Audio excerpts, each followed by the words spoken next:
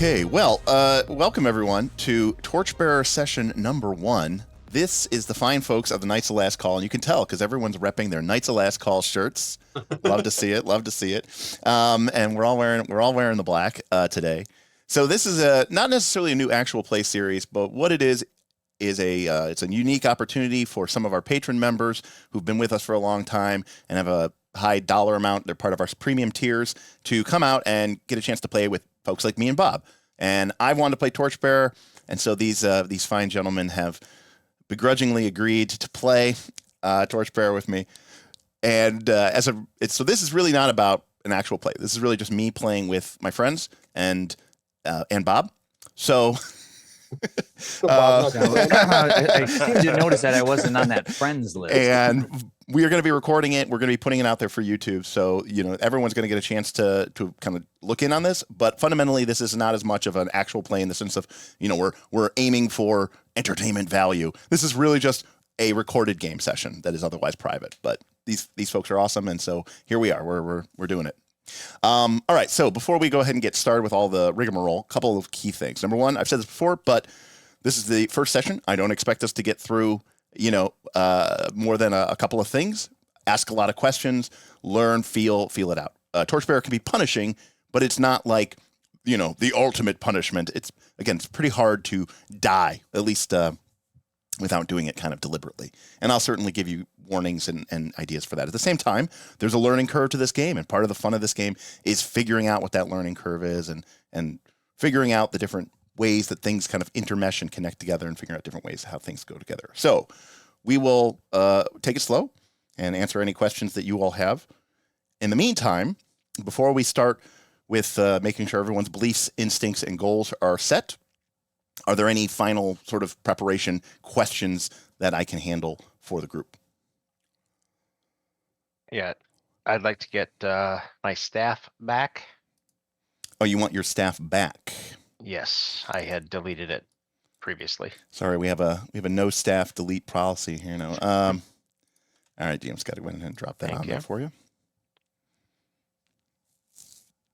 And then I think I want one more belt pouch.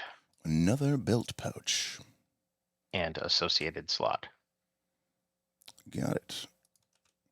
There's a belt pouch for you. And another slot. All right.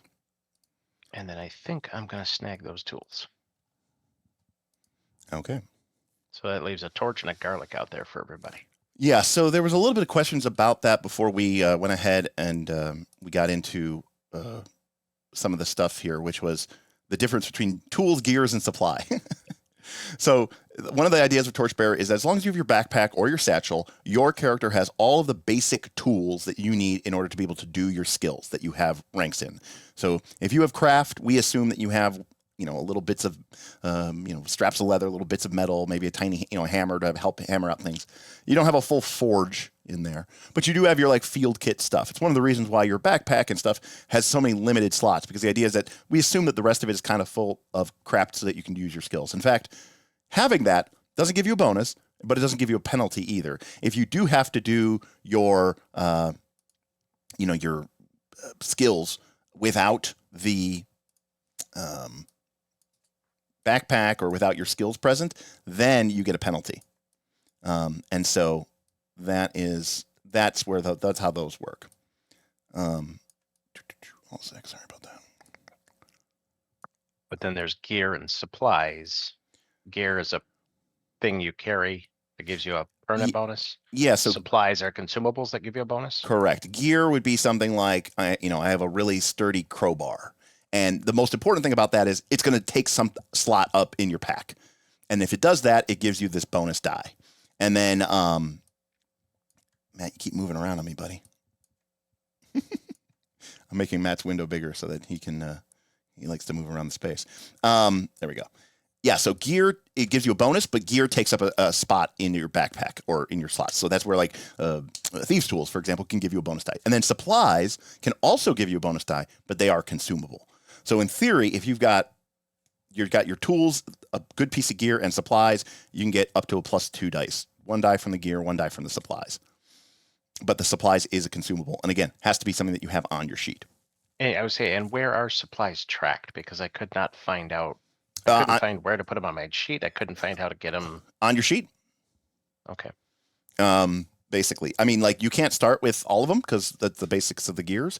But you know, sometimes other players can make you supplies, for sure. And sometimes you can find bits and scraps of cloth and leather and say, I'm keeping this. And then say, I'm going to use this as supplies. Like, for example, GM Scott, if you hover over your staff, maybe it doesn't say that, but I think a staff can act as like a supply for like a carpenter test. Oh, we have it for garlic, right? So garlic. 10-foot pole can be used to make a 10-foot pole. a lean-to or something. Yeah, 10-foot pole can act as supplies. Your garlic that you guys all have around your well, most of you have around your necks can be used as supplies for cooking. So, all right. Anything else? Would those supplies have to have a pocket or inventory space, or It depends. Yeah, it depends on what they are. A lot of times it's going to be pack one, so it's not going to be able to fit into a pocket. It'll be pack one or neck one or something like that. Generally, pockets are just going to be for like very small items that would like, you know, easily fit in between your fingers. A single gem, a key, that kind of thing. I have a more big picture Mhm. question, Mr. Yeah. Derek. Yeah. Did we ever decide? Did the patrons ever pick out the home of the elves? They did Or not. Where I'm from. Okay. Yeah. I'm still from Elf Home. Right. It won't matter because we're not really going to, you know, any Okay. TBD. any towns today. So, but yes, TBD. I edited my belief. I am the cheerleader of the group. I just changed it. It's basically phrasing. I used the one from the book, which is I will keep our spirits high, so good things will happen to us. Okay. Okay. And that's fine. I mean, again, remember, part of the pre-game procedure normally is you all would, someone would give a, what is it called? Not Prelude? Prologue. I think it's called prologue. Someone would give the prologue. It can't be the same player from both the back-to-back sessions. And if a player does a good job, if the GM says you did a good job giving the prologue, that player can actually like heal some of their conditions and tax of their nature tax. So it's actually like we need a prologue from our 0.5 session. Yeah, it's like to wrap that well, up. no, you guys are actually in the best shape you'll ever be. You don't have any penalties or anything like that. And then the GM sort of sets the stage of where you all are, and then you have an opportunity before the session begins if you want to update your belief, if you want to update your instinct, and if you want to change, and then you'll change your goal. Goal should be something that you kind of change each session as well. Okay. Any other questions or updates or issues or things of that nature? I assume we don't need this torch and garlic, GM Scott? Yeah, I think I'm good. Okay. I see everyone else has some garlic, and there's plenty of torches. Awesome. I can't even carry it to camp. Well, you don't have a camp yet, so in fact, you guys have basically essentially just arrived. All right. I'm gonna go get my Torchbearer books, which I left downstairs, and then we'll go ahead and get started.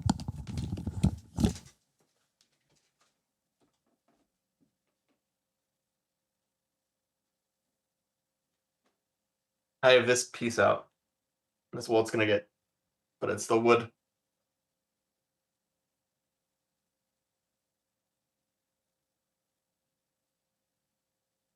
I only grabbed my book. I need to get me. I have all I have is case. all I have is the PDF. Yeah, PDF here too. I'm out of book space. I left all the rest of the books on my bookshelf behind me. And the dice and the cards and I figure with me being the map maker, I'm going to be writing down descriptions of the areas. So I don't have room on my desk for all the rest of that stuff.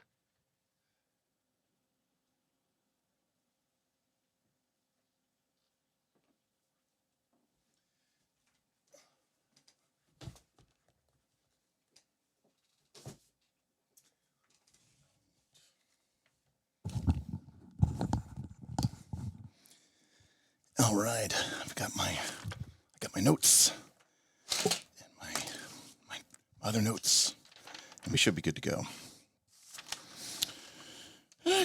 Okay. All right. So before we begin,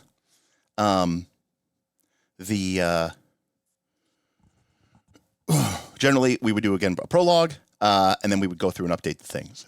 But since we're starting the game, the 5 of you have journeyed from the small town of Fairhill nearby, where you've spent the last several weeks preparing for the journey of a lifetime. Now, unlike most adventurers, the 5 of you actually aren't completely broken penniless. In fact, Erber still manages to carry some amount of credit and weight back in the towns due to his former wealthy status as a dwarf merchant of means.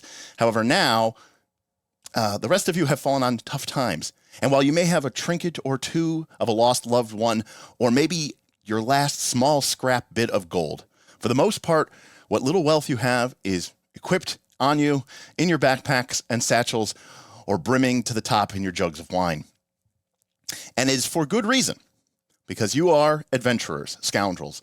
And whether it's because of poor order in birth, an uncaring and unforgiving master, or unscrupulous nemeses who have screwed you over, you find yourself thrust out into the world without any place to call your own.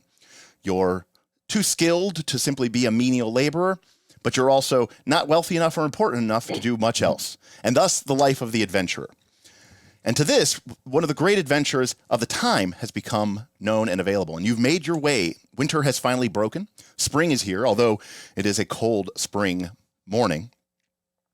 And you have made your way to Fairhill on the eaves of the Spider Haunt Wood because of a growing series of rumors and legends. Nearby, the Circle of Caravanal, an ancient hilltop ringed with white stones, long rumored to be the site of some sort of great and ancient dungeon. The elves call it Tal Amroth, which means the first foundation. And they believe that deep underneath, an ancient sect of elves created some of the very first magics in the world over 1,000 years ago. However, the dungeon and its inhabitants had long been lost to time. That is, up until a few weeks ago. A great earthquake rumbled through the regions, and legends and rumors began to appear. Creatures that should not exist were seen at the edges of night. Some people went to investigate the standing stones, but were turned away. They claimed to have spotted an ebony unicorn, completely black, from tip of horn to tail. Others saw more concrete examples, strange footprints left in newly tilled earth, missing livestock, and then even some unexplained deaths. As you arrive in Fairhill, everyone is concerned and abuzz as a small group of children, sons and daughters of the local shepherds, have returned to town with a terrible tale. They said that they made their way up to the Circle of Caravanal, and they discovered that one of the ancient dolmens, which had been standing there since before human memory, had fallen, and in its place, a yawning, gaping hole into the earth. One of the members of this band, a particularly young and brave lad by the name of Kurt, perhaps he was dared, decided to go into the hole. As night began to fall, he did not return. And when strange sounds emerged, the other children ran as fast as they could back to their flocks and eventually back to town. Kurt is missing and has not been seen now for some time, 2 days, as a matter of fact. And his parents, 2 local shepherds, peasants through and through, Boothby, are extremely concerned, of course, about their child. But heroes you are not yet, or perhaps maybe someday you will be.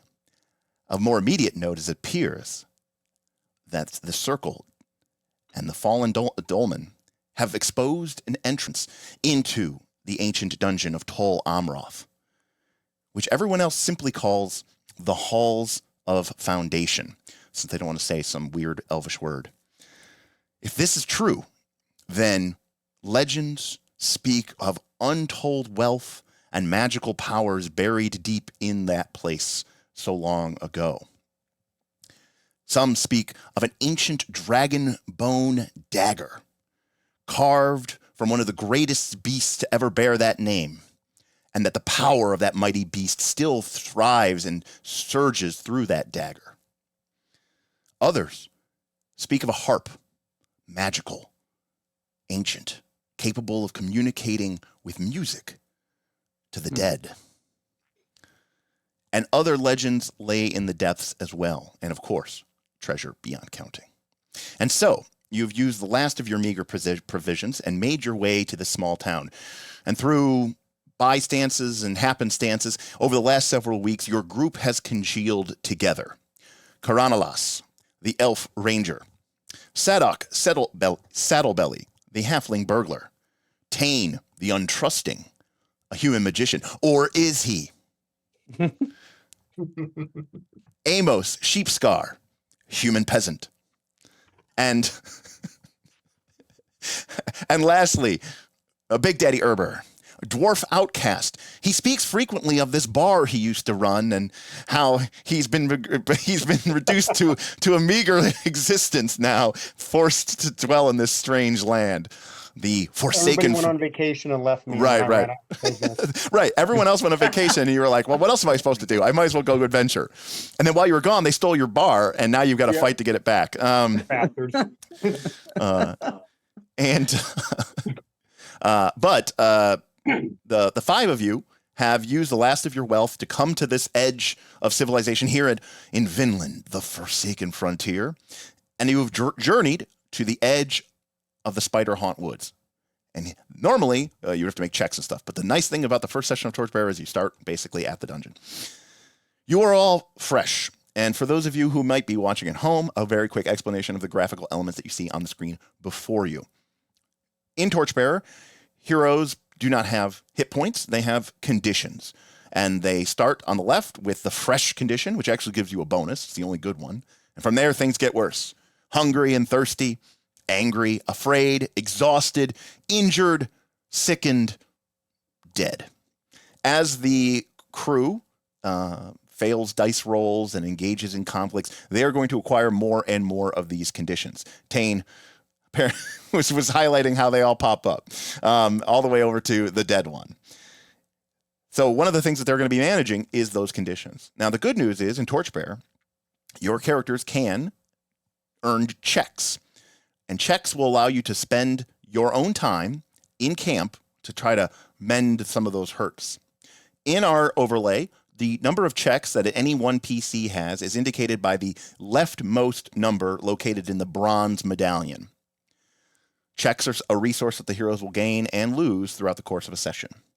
The next two resources located on the screen are a character's fate and persona. These are a special bonus meta currency which they earn at the end of every session. If that character fights for what they believe in, challenges their belief in a meaningful way, makes progress towards their own self-written goal, or even accomplishes it. If their character's instinct helps the group out. If they are the MVP and the hero of the session. If they're the workhorse who gets all the shit done. If they do a great job bringing their character to life, making us all laugh, and having a great time. These are the ways that you can earn these points and these rewards. As the characters earn these rewards, they'll be able to spend them to do some really cool stuff, like re-roll their dice, add bonus dice. And if they spend enough of these points, when they go back to town, they can even level up.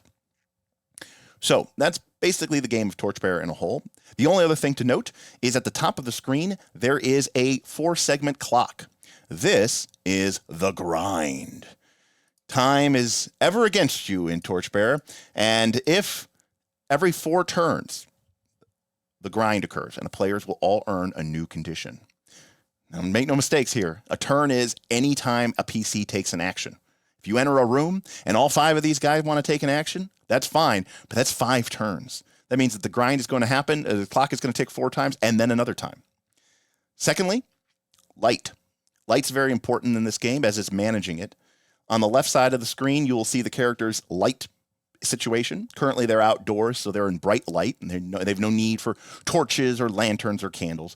But as they descend into the depths of the earth, they are going to find that they are going to need torch and candle and lantern in order to provide illumination for them. And just like everything else, that too takes time and ticks down as the grind ever presses forward.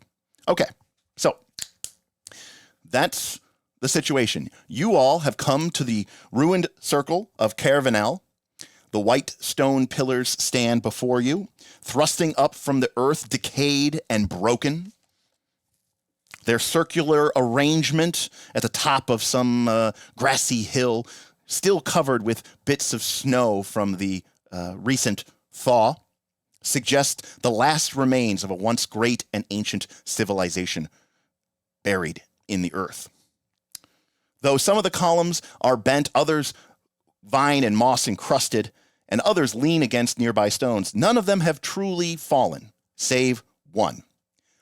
It has fallen, broken into several pieces, chunks of stone having spelled down the hillside, leaving deep furrows in the earth where they recently fell. However, where the stone clearly once stood, a dark gap remains in the earth where the stone was. A black cavity, a void in the truest sense of the word. It's not much larger than a manhole, maybe even a little bit smaller, and it leads down into the earth. All right, so you guys have to do a couple of things. Number one, you guys have to write your goal for the session. If you don't have a belief or an instinct, now's your time to write one of those as well. You do not have to worry about a creed. You technically do not get a creed until your third level, so do not worry about a creed. But your character should have a belief. Remember, if your character takes action with a capital A in the support and the deliverance of your belief, then at the end of the session, you will earn a fate point. It's not enough to talk about your belief. It's not enough to say how much you think it's groovy. You actually have to take action. And that usually means making a die roll. Similarly, if your character has a belief and then they decide in a dramatic point of role playing, no, I challenge my belief. I won't be like that person anymore. If you do that in a very dramatic way and you make a big deal about it during the session, you can even earn a persona point. But then you have to change your belief, right? Because you've had a change of heart. Your goal, if you accomplish it, great. You get a persona point. If you make good progress towards it, but don't accomplish it, you still get a fate point. But remember, for any given goal, that reward can only be given out once. So it really makes no sense for you guys to have the same goal. So that's something you guys should talk about. And lastly, there are 5 of you, need to elect a party leader for this adventure. Now, this is not a session thing. This is the person who's going to be leading you, at least for the foreseeable time. Usually in the future, it'll probably be the third person who sort of uncovered the adventure and is the one sort of pressing it forward. But for right now, we'll just say for like the next 2 or 3 sessions, this person will be the person in charge. Now, of course, everybody gets to voice their opinions, but ultimately it is the party leader who gets to make the final decision about what the party does. Couple questions, Mr. Derek. Yeah. What was the name of this place? The Elvish name. I will not call it the Foundation. Okay, got it. Well, yes, the human translation is the Halls of Foundation, but the elves call it Tal Amaroth. Tal Amroth. Yes. 2 words, Tal and then Amroth. Is it Perfect. T-A-L-L? T-A-L. Tal. Yeah. That was T-O-L. Toll would be mountain in Elvish. Ah, Or Toll would be no, island. Pay us a coin to come in here. Island. Toll, Erisea and stuff. Yeah. Toll would be, yeah. Now you said a couple things. A black unicorn. Do we? Is that something that like is like a Elvish or is that like a? I don't know. In the world of dungeon. G-Bob, are you trying to remember something? No, I'm asking a question. If this is like a mythical creature that like is known, because you definitely said it as it was like just I would be like, oh, dragons exist. So do black unicorns. I would say that all the normal default D&D Pathfinder 2 isms are an accent here. So unicorns aren't necessarily just trotting down the street. This isn't Absalom. Okay, they're not. They don't own coffee shops, right? Like they would in Absalom. But a black unicorn is something unusual. Now, as for whether you know that or not, okay, that is up to you to make a check. Yeah. You said Elvish magic. Yes. At like the base of this thing or somewhere near there. I don't have magic. Is that something I can get over time if I was to discover it or do something like? Well, a couple of Well, you things. have singing, don't You you? do Well, have that there was the harp for no, singing. You do have magic. So singing for an elf is magic. is magical. Oh, It's not like That- it's not like you know, it's that you know, it's the idea that the words of the elves, the songs of the elves have a power. Is it like oh, fireball? No, it's not like it's not like that, right? But I was going to make a Lord of the Rings comparison, but I know Bob's only seen it like 2 or 3 times, so it's not going to help. and read the books. God, it gets worse every time. All right, I'm going to try something here. Do you remember when the Nazgul, those are the ring wraiths, the Okay. guys in the black The guys cloaks, in the black cloaks. Yep, I know those guys. they're chasing Frodo, Okay. and he's on the back of the horse, and Liv Tyler takes him, and she's running On horseback, she's being chased. on horseback. Is this when they end up going up to that like stone area and fighting them and putting on the After ring? that- That's right. That's right after that, because that was Okay, so I know basically where we're at in the movie. okay. And then she gets to the fords of the river Bruinen, all right, and Okay. on the edge of her father's domain, and she says words in Elvish, and she speaks to the spirit of the river, and then it surges to life and surges down the river and knocks. Nothing. No, I don't remember that. Okay, yeah. Okay, but that is good to know if I have Okay. stuff like that. So you don't have magic spells the way that a human mage would have. You have a more primeval magic, sort of the song of creation. If we were playing Lord of the Rings, I would say, you understand. You can tap into the music of the Ainur, to the Ainu Lindale. So the reason I asked that question is because if I made that my goal, like discover this ancient elven magic. Yeah. It's like, what am I doing with that? So the goal seems kind of Yeah, maybe the goal should be the yeah. harp, which Goal- is a musical instrument that I yeah. could use. So or 2 something. things about goals, right? Goals should be smart, right? Yeah. SMART. So because remember, ideally, you want to be able to achieve it in this session, because then you get a persona point, which is worth a lot more than a fate point. So is that reasonable? That you don't necessarily know that you can achieve it, but it might be reasonable, because you can say, hey, we're trying to find it, I'm exploring it, I'm looking for it, and then at the end of the session say, okay, I didn't find it, but I still get a fate point for having to find it. But it's specific. It's met. We can clearly say, did you get it or not? It's measurable. So right, it's very it's actionable, it's attainable. You can do it. We understand it's within your capabilities. It's reasonable because it's in the dungeon, and then more specific, it's timely. Like it's not just like someday I want to be king. It's like that's not a really good king, really good Just goal. can't wait to be king. Right. Yeah. So I would like to take the goal of rescuing Kurt, the Okay. shepherd's son. Perfect. Very noble of you. I'm the only one probably going to be noble, so I'm.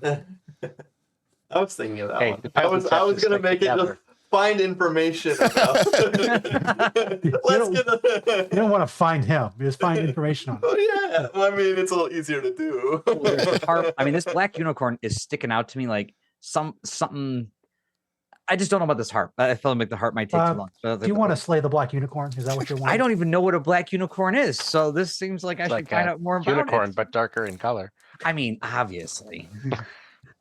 So it's a I rhinoceros. want to have my goal be to impress my colleagues Yeah. with my creativity or my problem solving. Okay. Perfect. Okay. Sounds good. We will be completely nonplussed to everything you do now. With my cleverness. Okay. Yes. So, by the way, if multiple people do have the same goal, I just wanted to look this up. Only a single character can earn it if you accomplish it. Everybody else would only get a fate point, because it's like you didn't actually accomplish your goal. So, for example, if like 2 characters wrote down like, we will get the lamp, or we will get the harp, and you found it, one person would get a persona point, the other person would get a fate point. Oh, okay. I kind of want more information on this black unicorn, if it exists. Seems odd to me, that this is here, and seems sticking out if that's actually a true rumor. So I'm going to lean towards discovering information about the existence of this black unicorn. Okay. Yep. Sounds good. My goal be to find treasure. Yeah. Right. Now, let's make this a little bit more interesting. What kind of treasure? Find some gold. There you go. All right. Let's go. All right. Find some booty. Got it. For now. Things might change. Remember too, you can change your goal at the start of every session. So Sure. Well, that's what's interesting too. So if like say there was two people that were like, find the harp, like you had said, and then like we don't get that, you could be like, well, I think now's the time to. One of us is close. Like Right. you change, you stick on that. I'm going to switch over to a different goal. right, and then also too, you know, you might learn more stuff and that you're interested in that you want to, you know, engage with. Is that everybody? DM Scott? No, I still need to. Are there obvious markings on these? We haven't officially started, but yes, we'll. There's probably some Okay. markings of some sort. No one else talked about it, so I guess my goal might be to recover that dragon bone dagger. Okay. Sick. I figured that was too deep. That's going to take us a while to get to. Well, I mean, then it's good for fate points. You need those too. Matt's camera went out real quick there. I don't know if that screws up your OBS overlay. No, not as long as he leaves, or as long as he doesn't like Okay. like cancel out of it. All right. I think that's everybody, right? I believe so.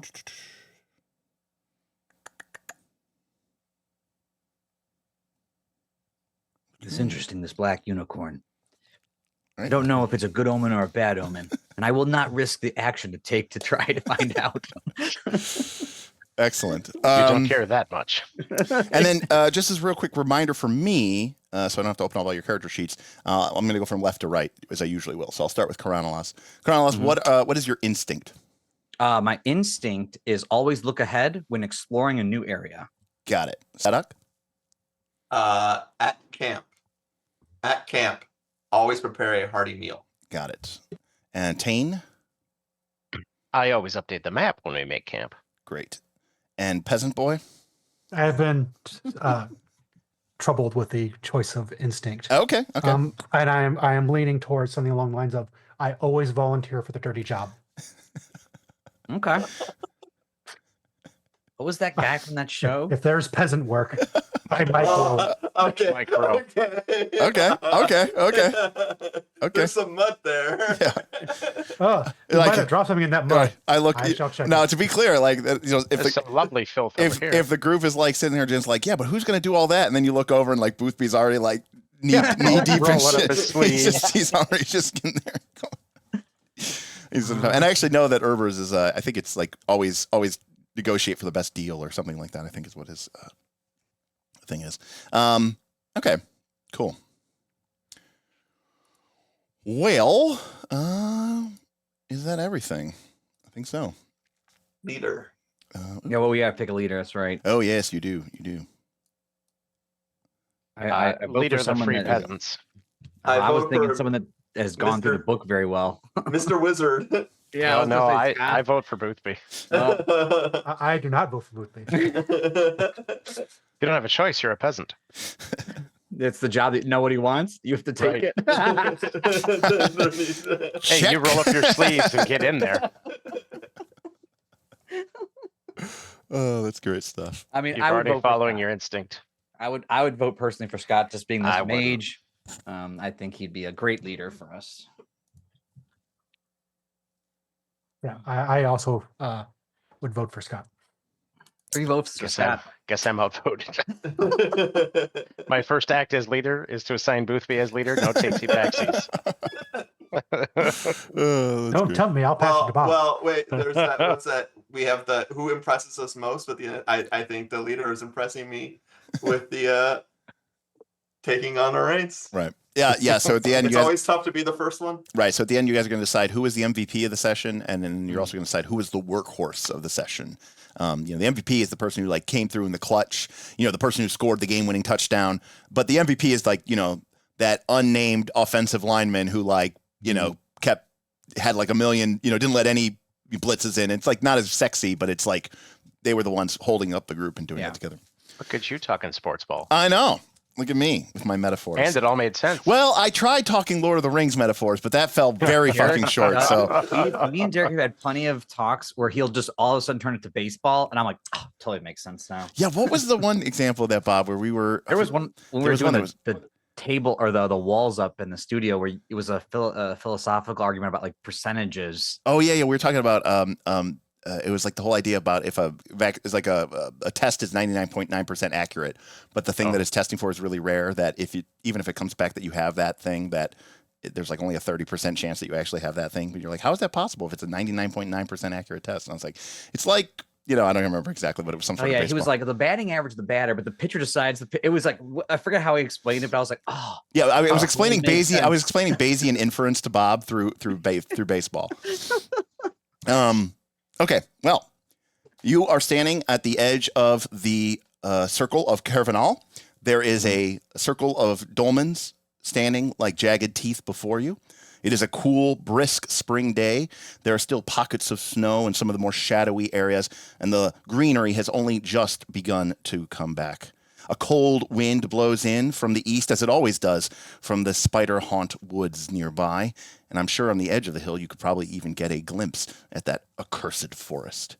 But of most immediate note is the shattered pillar or fallen stone at your footsteps and the gaping 2-3 foot wide hole that it has left in the ground. All right, you guys are now on the clock. Go look at the hole. All right. So, Bob, you move over to the gap, the cavity, if you will. It's measuring a couple of feet on a side where the ancient dolmen once stood. It is utterly dark. However, looking down, you can see that there's some sort of ancient stonework here, not just rocks and boulders, but it looks like this might have been some sort of ancient shaft. It is very much overgrown with roots and earth and stone, but it's possible that this was some sort of well or ventilation shaft. It's very hard to say. Now, of course, with the light overhead, you can only see so far down. Drop the torch in my All right. hand. So, Bob, you light a torch. And that's the one in my hand. So Those are expensive. now I have this one in my hand that I'm going to be dropping soon anyway to do probably anything. So light it, drop it. Right. So can you delete those things, Bob? I can't remember. I can. I just pulled it down for now, but I can put it. I can move it off my. No, I'll just move it off. All right, Bob. Yeah. You light your torch and then throw it down there. All right, Bob. The torch illuminates, and indeed it falls through, bouncing off of some rough and rocky progression. This shaft is narrow, and there are definitely going to be places where you're going to have to like squeeze through. Maybe not Sadok. I checked back at Urber. Do I think he fits? Hey, he's got the best, probably the best engineering in the party. I just know in the dwarfs, Hey, I don't feel well about these dwarfs. You wouldn't want to make this climb in, let's say, chain or plate armor. Let's just say that. Okay.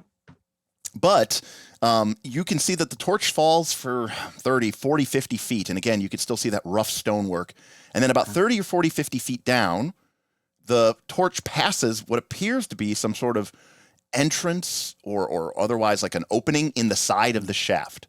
It flickered a bit right there. But that's not the bottom. The shaft keeps going, and your torch eventually hits the side of a wall, spins around, and it falls down until you can't see it anymore, and you don't even hear it drop. But it was a torch, not like a rock, so it's hard to say.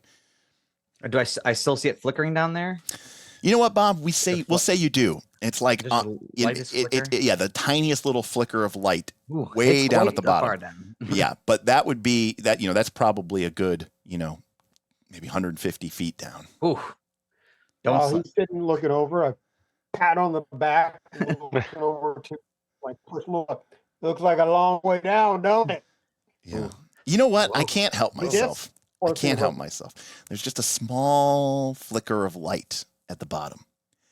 And then you realize it's not actually the torch. It's refracting off of something. Oh, a shiny. Something shiny is at the bottom of this vast shaft. Now, you don't know what it is. It could be metallic. It's not flammable. It could be metallic, or maybe it could be a gem. Gosh. And so this is a little bit of water. all the way down on my torch. Yeah. I go, I'll Let's tell go. Herber about what I see as he's like clapping on the back. Yeah, remember, you guys can discuss and do anything, but be careful what you say, because if somebody does do something, there's no takesies backsies. Once you start engaging something, if it triggers a check, I'm going to say, okay, you're doing this thing, and you get to make a check. You're like, no, I wasn't doing that. Nope, you're making a check. I feel like Herber, you should not go last in case you slip and you might take us all out.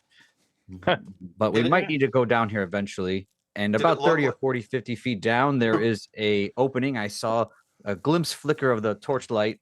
It's like air was coming from the side. It was hard to see. But then the torch kept going and going and going. I fear that we either got to have really strong feet and hands as we shimmy down this, or really strong rope. Rope. I pull out rope. Well, so the good news is, so descending down, doing a sort of climbing is a dungeoneering check, and you actually just make one dungeoneering check. It's for the whole group. Oh, that's great. And if you have rope and you have like something to tie it off onto or a grappling hook, you can even get a bonus to your die roll. So Like a big stinking white rock or something. yeah, like a Yeah, big that's what I'm stinking white thinking. rock. That's absolutely right. How many feet of rope is it? 50 feet in the coil. Enough. Okay. So it's I hope enough to that- get to that opening There we you go. saw, Bob. Okay. But if you wanted to go deeper than that, Now this stone, it's tight, but can I push up against it and go friction down slow? yes, Okay. there's not a lot. I mean, it's crumbling stone, and again, it's like Okay. ancient brickwork, and it's not smooth like a but it's well. not smooth like a well. wet It maybe and stuff, once okay. was, but the rocks have shifted, maybe even due to Okay. seismic activity. But it is narrow enough, which is kind of terrifying in its own way. But the nice advantage of it is you can very easily kind of press yourself and shimmy. You feel like it wouldn't be the most difficult climb in the world, especially if you had a Excellent. rope. Yeah, Yeah, How- probably best to use the rope, Bob. I hear you. How much farther past that extra shaft is About another 100 feet, maybe Or- 90 yeah. another feet. 100? So overall 150 feet, give or take. Yeah, overall 150 feet, but from that landing or that side passage that Bob briefly saw as the torch fell down this sort of narrow shaft, yeah, longer than the length of your rope. Got it. But if the shaft continues in its dimensions all the way down, again, not the hardest climb in the world either. Oh, All we right. won't know till we know, but I don't want to jump down this hole yet. You guys have just got here, and I'm checking it out as I always do. But I won't jump forth until we know that's what we want to do. Well, you definitely shouldn't jump forth, because then I'm going to call on you to make the dungeoneering check. I know. I am not doing anything.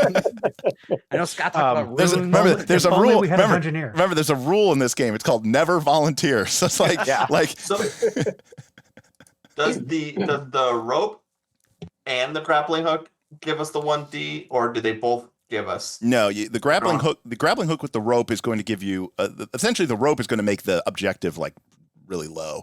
The grappling hook Oh. is almost actually not needed in this situation because Gotcha. you're not really tying it off to anything, but like you're not trying to throw it up and catch something. You're just tying it off to a rock. So the advantage here is that the DC, if you will, to climb a rope down this shaft is much lower than if you were just climbing down the shaft. So you don't even really need to put your grappling hook here. So dice, I have 3 in dungeoneering, and then I have delving as as my nature. So I don't know if that would count towards dungeoneering. So it But that'd be does. a 4 there. Yeah, so the rule with nature is if you have a skill, you have to use the skill.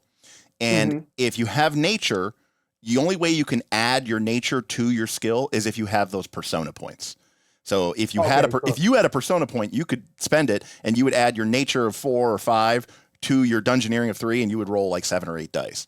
But also remember too, anyone with dungeoneering can help with that roll as well. And also too, there's a thing in your book, it's on page 249.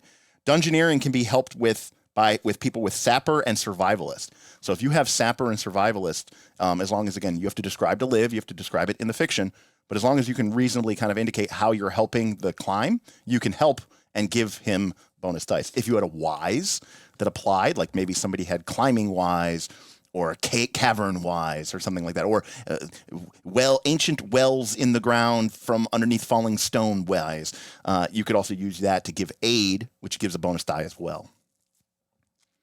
Now, before we go down, guys, it might be a good idea to scout around the rest of this area.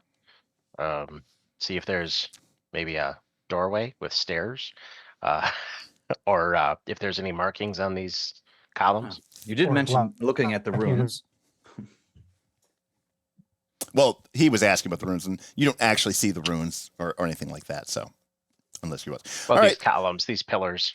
All right. Well, you are suggesting that. What do you guys want to do? We look to our leader, Gig- Tane, for what we should do. I think that's a wise idea, Mr. Wizard. Mr. Wizard. Mr. Wizard, get me out of here.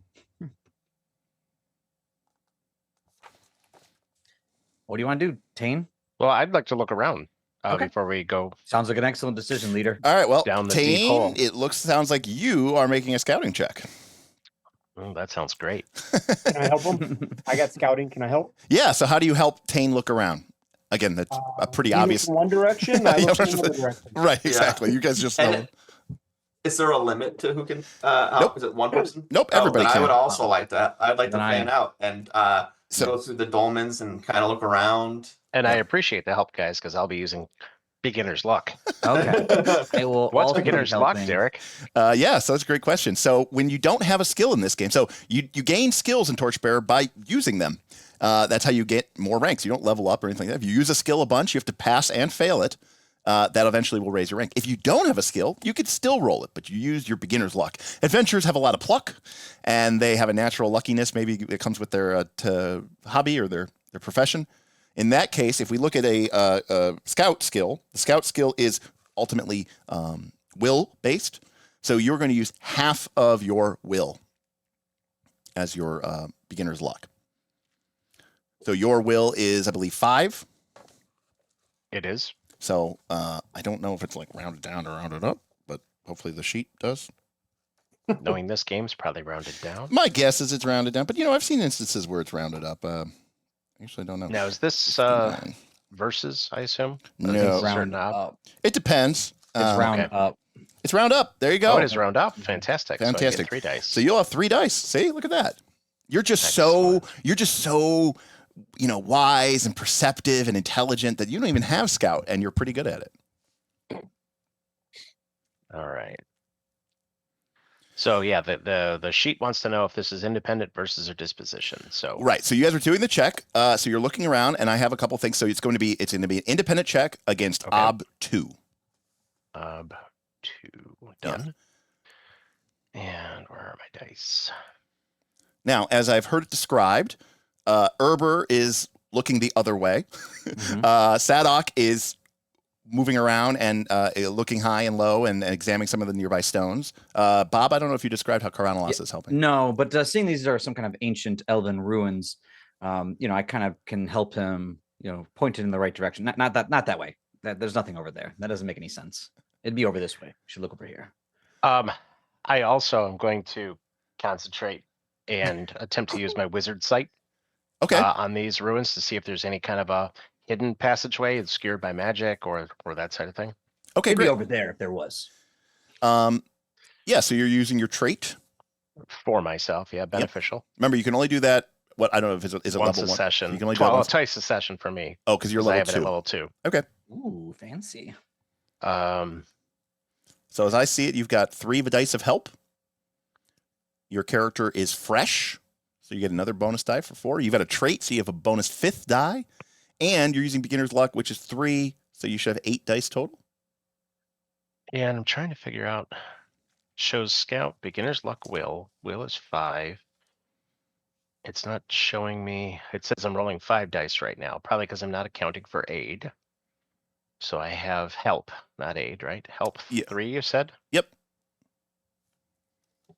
And it's still, that's 6 dice now instead of 5. Oh, let's take a look.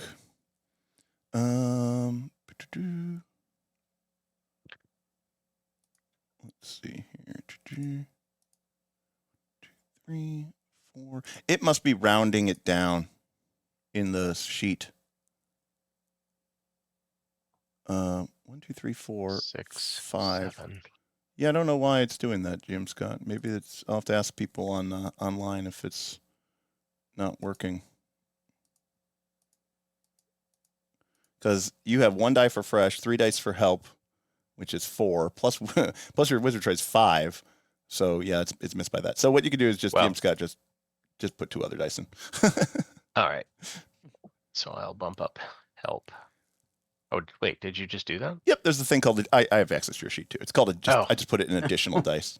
Okay. Now you're rolling I'll 9 dice. All right, yeah. 8 Well, Come on. All right. Good, I'll good. get it.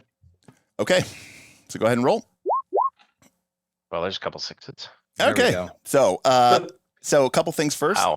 Yeah, so that is Guess a I should have used my trait against myself. yeah. So okay, a couple things. So let me mark a turn. Number 1, yeah, I mean that's probably a free instance to earn a check. Like if there's that much bonus that you're getting from help and from being fresh and stuff like that, that's probably a situation where in this game, for folks at home, you can use your trait for yourself and get a bonus to your dice rolls, or you can use a trait against yourself, giving you a penalty, but that makes it you get earn a check, which you can use then to go into camp.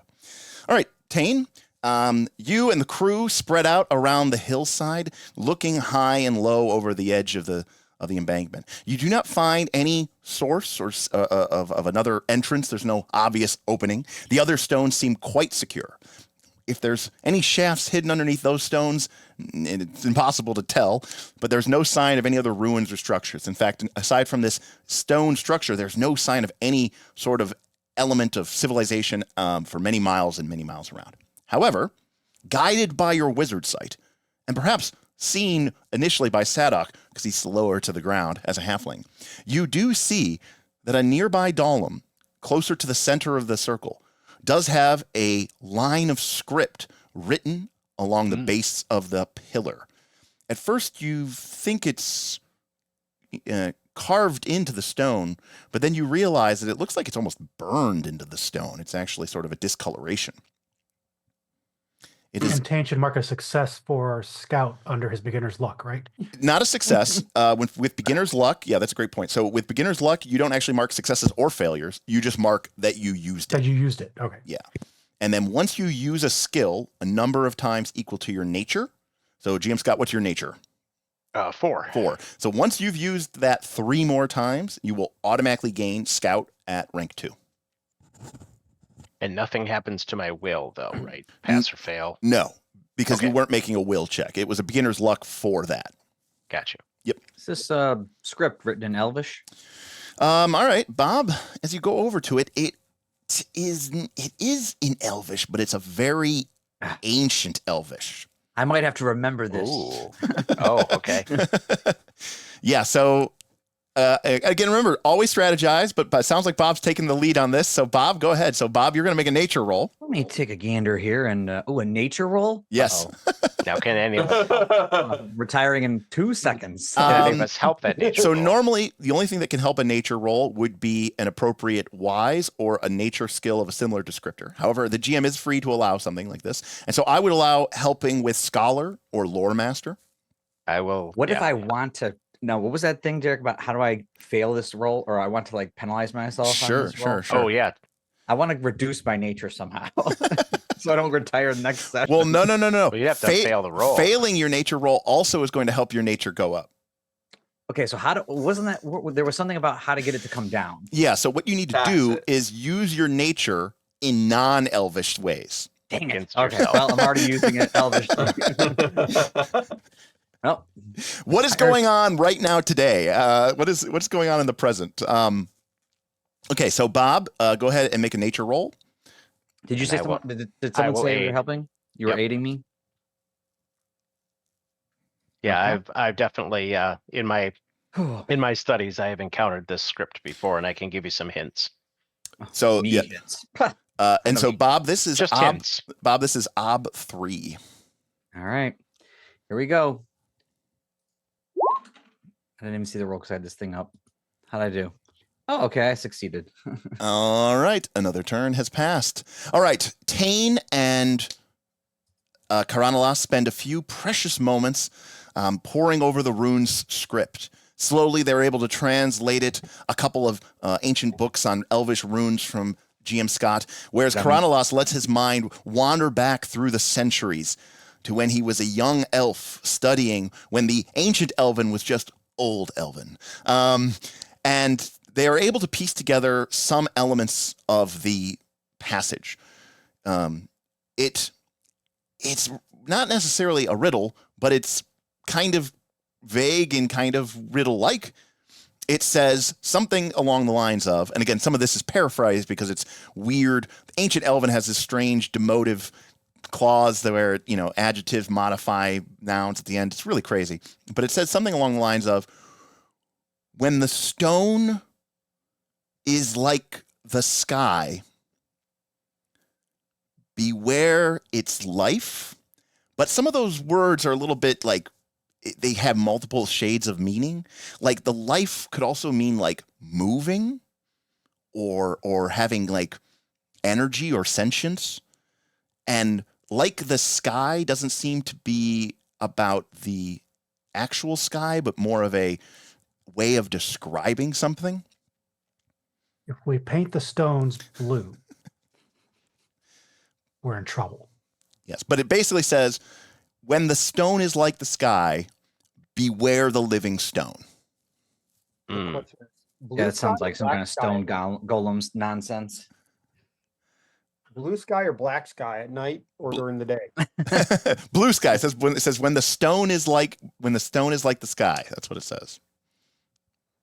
Yeah, this sounds something like a golem or something that I don't really want to mess with. Now, since I do have a very high lore master and some scholar and puzzle wise, does this sound like something that I've encountered before? This form of puzzle? One sec. So, Bob, that was a success. So make sure you mark a pass for your nature. So as a reminder, I did. For the folks at home. So for the folks at home, Bob has a nature score of 6. In this game, if you use your nature a lot, your nature will eventually go up. And if your nature goes to 7 in this game, your character retires. They basically become so elvish or so human or so halfling, they lose the taste for adventuring. And in fact, in the case of elves, they lose the taste for existence, and they basically get on a boat and sail to Valinor. Halflings return to their hillsides. Humans, start a family. Dwarves delve ever deeper into the mountains looking for riches and wealth. You basically are forced to retire. So the joke is that Bob's character has a nature score of 6, and he just passed the test, so he's on his way to 7. Okay, so sorry, GM Scott, what were you asking me? Well, now that I've heard him translate this riddle, because I have scholar and a very high lore master and puzzle wise, does this sound like something I've encountered before? Is the structure of it or the form of it or even the symbology of it anything that I've seen in my studies?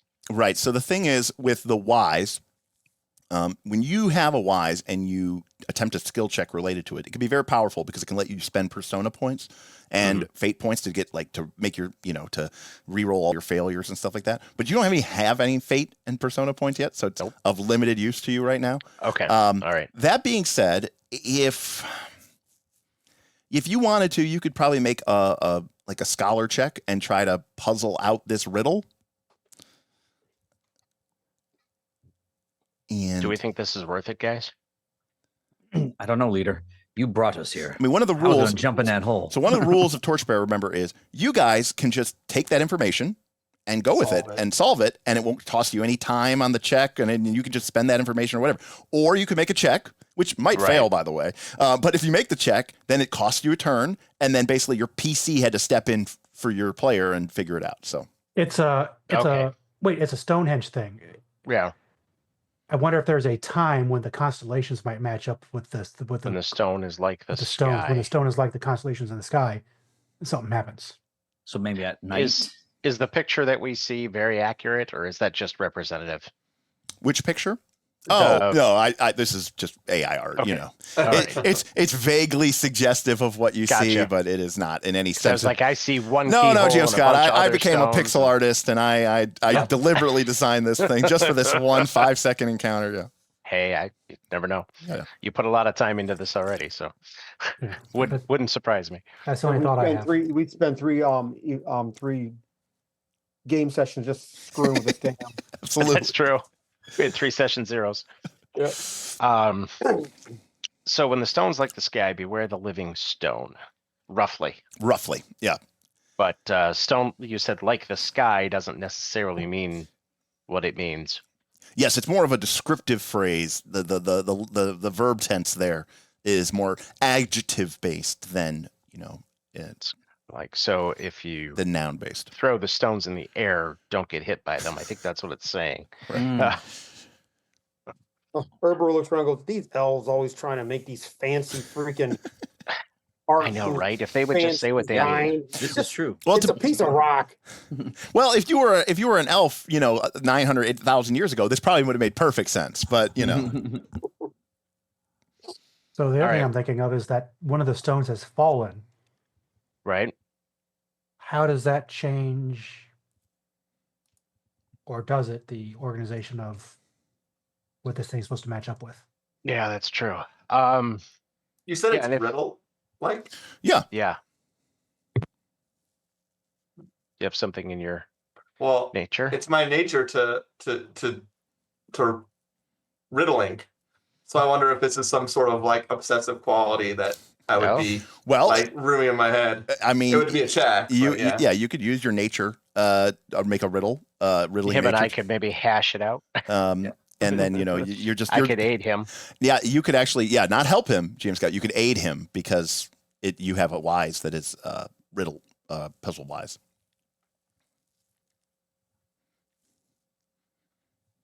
While they're doing all this brain stuff, can I just sort of like look around and walk around, see if there's anything else that pops out? Yeah. Well, you're taking a look around. You're sort of walking around. There's nothing too nondescript. Now, of course, remember in this game, you describe what you're doing. If something leads to a check, that's what happens. Yeah. All right. So, Herber, you're walking around. You're sort of taking a wider, sort of look at things, and Flipping some rocks, looking around. Not like the big one. Right. Exactly. Totally. And as you're sort of making your way around, you can't help but notice that there are as you kind of come around to the other side of the hill, there are a fair number of tracks. You see humanoid-like tracks in the snow, in the melting snow. But as you look, they are not human footprints. Yeah, are they booted footprints? No, they are barefoot, and whatever they are is long, narrow, and clawed. I think you did mention that before, didn't you, in your description? You said something about there were footprints. the missing people and footprints, the ebony unicorn. Okay. No, they have a unicorn. Walk back to the group. I'm like, hey, Actually, as you walk back, Matt, as you walk back, you kind of notice with these piles of snow here and there. Now that you're looking for it a little bit closer, you can see even in some of the muddier spots, the footprints, at least some of them, come and go from this opening. This opening, the well? The hole. I'm sorry, say that one more time. You cut out. Yeah, so as you're coming back to the group, you notice that the footprints that you saw, at least some of them, come and go from this shaft, this hole in the ground. So whatever those footprints belong to have either gone into the hole and come out, or they came out of the hole and they went back. Are they all in like a certain direction, or are they everywhere? They're kind of everywhere. In fact, it's kind of chaotic. Chaos. And that's when you realize, Herber, We're there here must to be kill chaos. there must be a lot of them. Yeah, I remember session 0.5. That wasn't good. That's right. We have the elf going ahead. That's right. You learned that. All right, so you I guys walk back to the group. deciphering this I puzzle? might not be alone. Look at all these prints. They're like a lot, and they're all going in and out of the hole. All the place. So this might be on the only guard. entrance you for know, now. For now. Well, remember, the rumors of strange sightings, disappearances, deaths, livestock missing didn't occur until that earthquake happened. Like 6 weeks ago or whatever. Okay, so right now I think we have two choices as to what we want to do. We can pocket this riddle knowledge and work on it as we go and go into the hole, or we can try and spend some more time up here and figure this out first.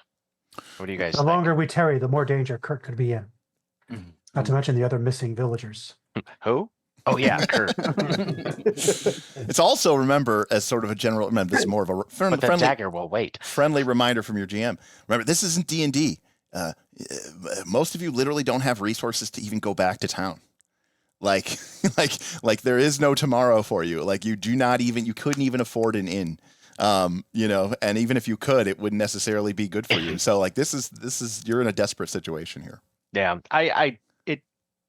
even though we don't have a solution to this, I don't think this is the extra entrance or treasure that I was looking for. So Okay. I think we'll keep this knowledge and work on it as we go. And I think we should go into the hole. Okay. Okay. Because Can we anybody need write that down. coins. I got it. Yeah. Yeah, I wrote it down too.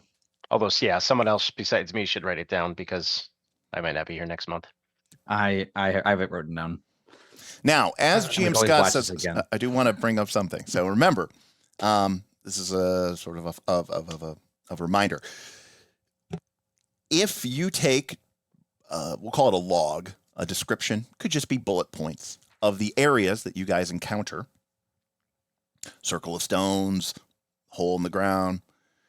You can, with a check, turn that into a map with a cartography check. And once you have a map, and that all the locations that you've made on your little jots get added to the map. And then you're able to move fast travel. So let me put it another way. You're going to climb down this hole. It's going to involve a dungeoneering check. When you go back up the hole, it's going to involve a dungeoneering check. When you go back down the hole, it's going to involve a dungeoneering check. But if you turn that into a map, you don't have to make that check anymore. The map literally lets you just go through it like it, again, they call it fast travel. But the map is made by and owned by the person who owns it. So this means that if GM Scott leaves and Tane's not here, the map's not here either. So even as he's making the map, there's no harm in another person potentially having a map. And you might say, well, I don't have cartography. That's okay. You'll fail a bunch in beginners, and eventually you'll maybe get cartography. So I'm just letting you know that as a sort of a general advice. Okay. Well, party leader, what was the group doing next? All right, let's go down the hole. Yeah, Secure down the that hole. rope. All right. Who's our best climber? It's Herber. All right. Sorry, Carnilas, we're gonna have to let Herber go first this time. It makes the most sense. I'm gonna check on this dwarf's It's already been riggings scouted. anyway. All right, Herber, why don't you describe what the dwarf man is doing and how is he going about doing it? I'm gonna make sure Herber's new red shirt is nicely fitted for him first. Here, wear this. I'll explain later. Oh, it makes me a target. Put it on the elf. He fits better. He is red themed. I am very red themed. You are red themed, yes. All right, Matt. All right, I take the rope. Yep. And I want to. So do we want to use the grappling hook, or do we want to just use the rope? Just use All the right, rope. Cool. So I'll take the rope and I will tie it off to one of the bigger rocks. Okay. And I will make a very, very very detailed test to make sure the rock will not flip. Oh, okay. Pull or drag. I will help Herber in the auditing of rocks and to check around using my skill in sapper. Okay, great. All right, so Dungeoneer can be helped by obviously anybody with Dungeoneer, but also anyone with Sapper or Survivalist as well. In addition, you should never describe what you're doing from a skill perspective. You should describe what you're doing as help. Sure. Because as a GM, I also have the ability to add an additional skill if I think it's a cool idea or whatever. The players don't get to like, Derek, can I use Persuader? The players don't get to like pixel bitch what skills they want to use. It's basically you just describe what you're doing. It might help, it might not. Obviously in Ryan's case, he has Sapper, so he's going to be in the clear. Is there anything that like gives you people like negative dice? Like, you know how in Root you could like, can I give him like? No, you cannot fuck over your party members. Interfere already, Bob? Well, I have Folly of Dwarf Wise, so I was thinking like I'm just critiquing him on how bad this knot is. Like, obviously, I don't think he's good enough. But I'm like, I don't want to hurt the roll. I think it'll distract him, so I don't want to do that. No. I think that's totally appropriate. Okay. I was thinking, I'm like, that's not the proper way Okay, to tie I want to that. change my wise to elf Because you've been around for a long time, and like the thing is like he probably did make a little bit of a mistake, and you're helping him, but it's pissing him off even more. Isn't that how like the wise work? Like you're like Right. Well, That's yeah, how I was thinking it. yeah. Well, the key thing is that That's not how I would do it. the key thing about in this game is help is worth 1 die, aiding is worth 1 die. But when you help, you're using one of your skills. And that means you're rolling up your sleeves, you're getting your hands dirty, you're getting involved. When you're using a wise, you're literally standing on the other side of the room like, nah, you're not doing it right. No, you got to, your backseat skill checking. And so the nice advantage of that is that if a consequence comes out of this skill check, if a failure occurs, people who help also get affected by that consequence. But if you aid with a wise, you weren't really there anyways, so you're actually fine. So you don't get any sort of consequence. So you'll get help and aid. Correct. I am critiquing you. All right. Tane and or Amos, are you guys helping at all? I'm going to walk up when they're done tying it. I'm going to walk up to the rope, yank on it once and say, that's not going anywhere. Like, just to make sure, I'm going to go and grab a few more rocks and put them on top, sort of like trap the rope underneath the other rocks so it doesn't like slip up off the other thing, off of it just in case. Got it. So sort of pinning it to the ground in between multiple different rocks. Got it. That's not how I would do it. But keep going. Of course not. You wouldn't go down, you freaking elf. You just run around in the grasslands like a bunch of sissies. Amos, anything from you?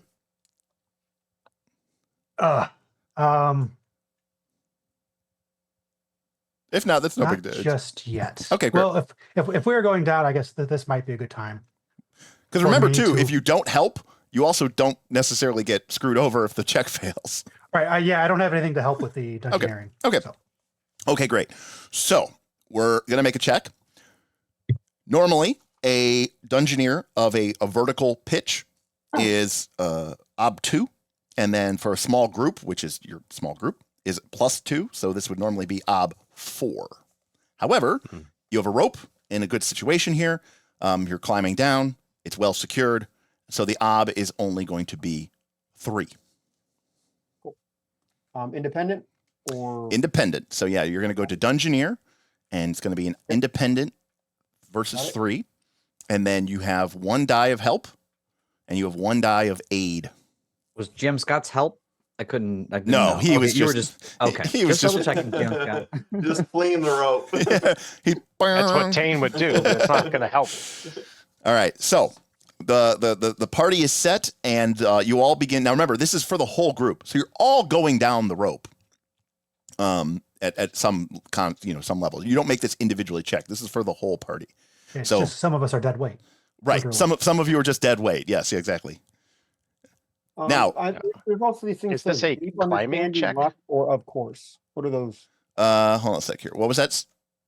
It's something. There's an after rolling. Oh, deep yes. understanding luck or course. Yeah. So Well- if you had fate points, or if you had persona points, you can use those and to potentially re-roll failed rolls or make your 6s explode, but you don't have any of those. However, Erber, you do have your help, you do have your aid, but you also have a negative gear die. You are wearing a backpack, and a backpack gives you a -1 die to dungeoneering tests. So there you go. So you're going to be rolling 5 dice against ob 3. All right, let's see what happens. All right, let's see it. Ooh, Ooh. look at those worms. Well, bye, people. I'm dead. No, so now Grab the torch on the way down. So- Right. so you Can I guys, make a map down there so they can just teleport down. yeah. So so you guys begin descending into the depths of the cavern or the cave, and Carlos now was right. He shouldn't have done it that way.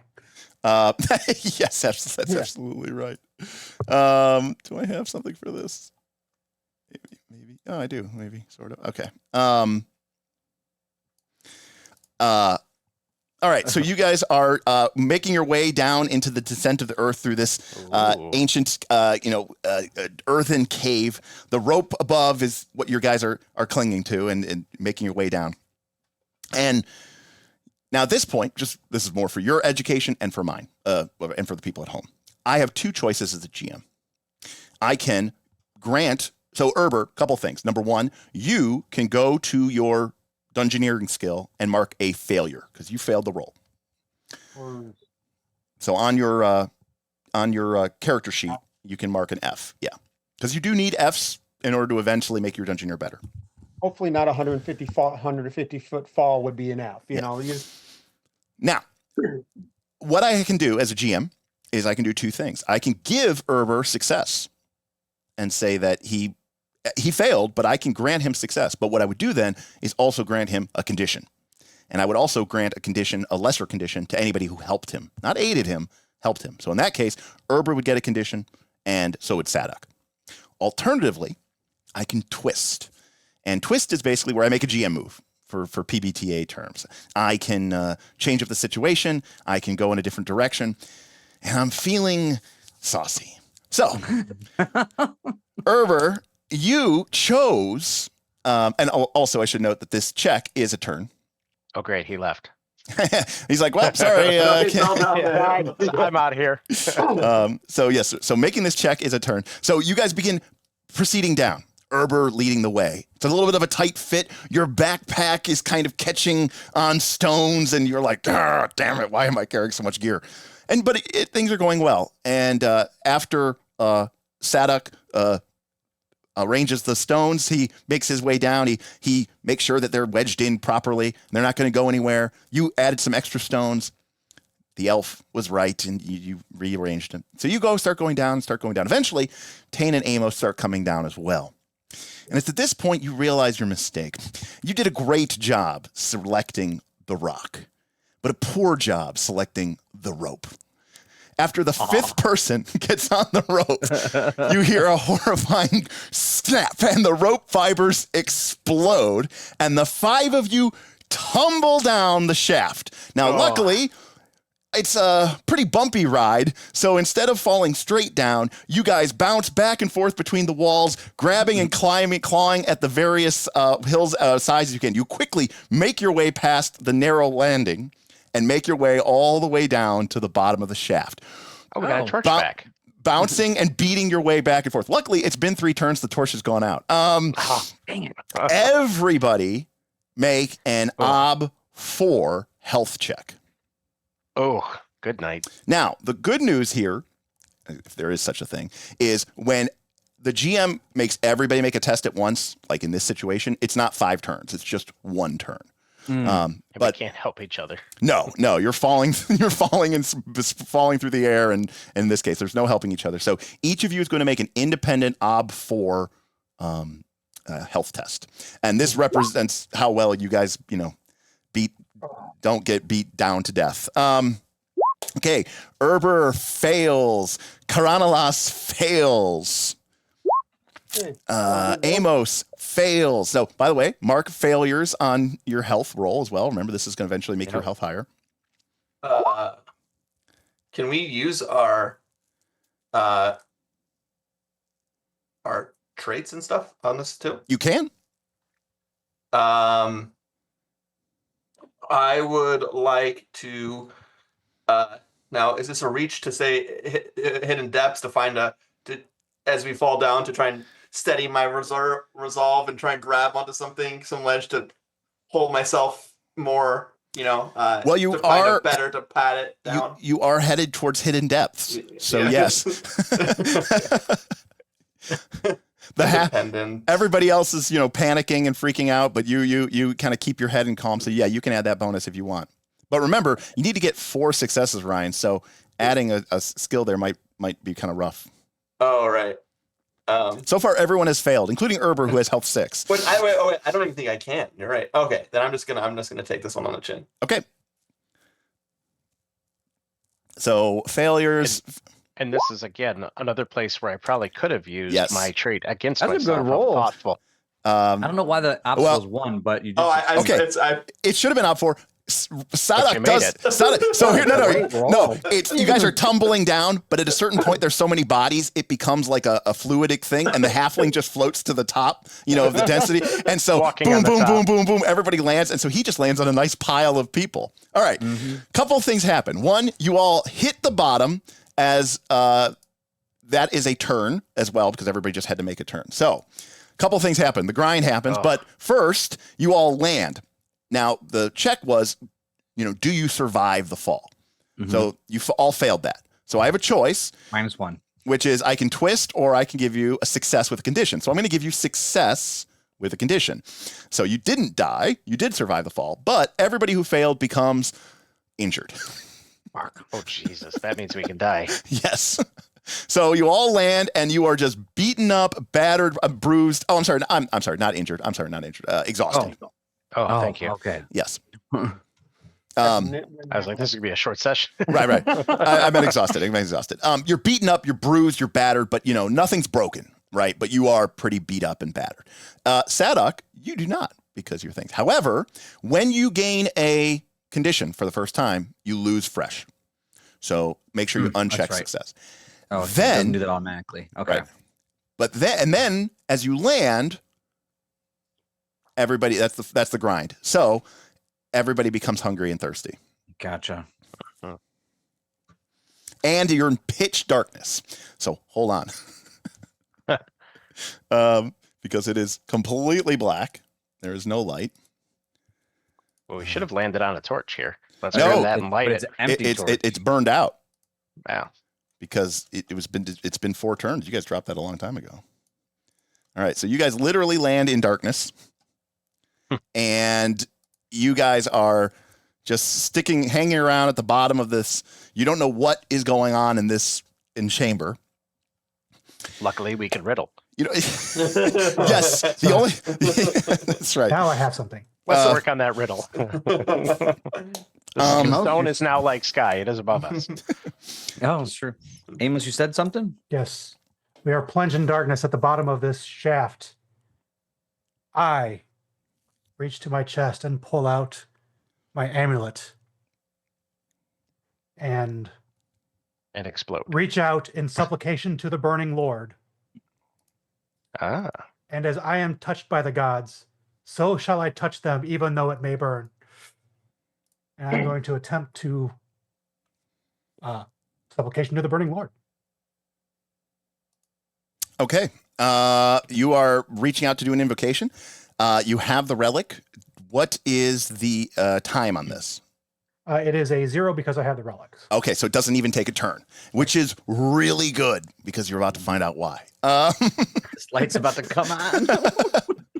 There's a good chance the light doesn't come on. Fair. So the Theurge calls upon the immortals to steal some of their power, invoking and channeling it through him. The relic protects him slightly and eases the aid with which he calls out to the immortal lords.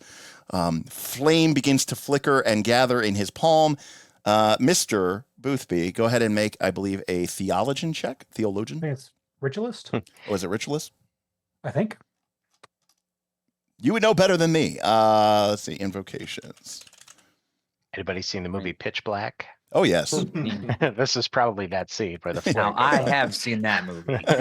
And Bob's like, and I know every detail of every scene. I can describe. You're like, remember that scene with Vin Diesel and he's going into the thing? Oh yeah, I remember that scene completely. I was like, gotta stay in the out of the eyesight. So Yeah, ritualist skill. Okay, great. And what is the DC of this, or the ob? I'm sorry, of this check? 3, I believe. I lost What's the it. name of the? Supplication to the burning Lord. Thank you. All right, it is fixed. Ritualist ob 3. All right, you're also going to gain 2 burden from this with me. And can I use my trait touched by the gods? Yes. This is a beneficial use.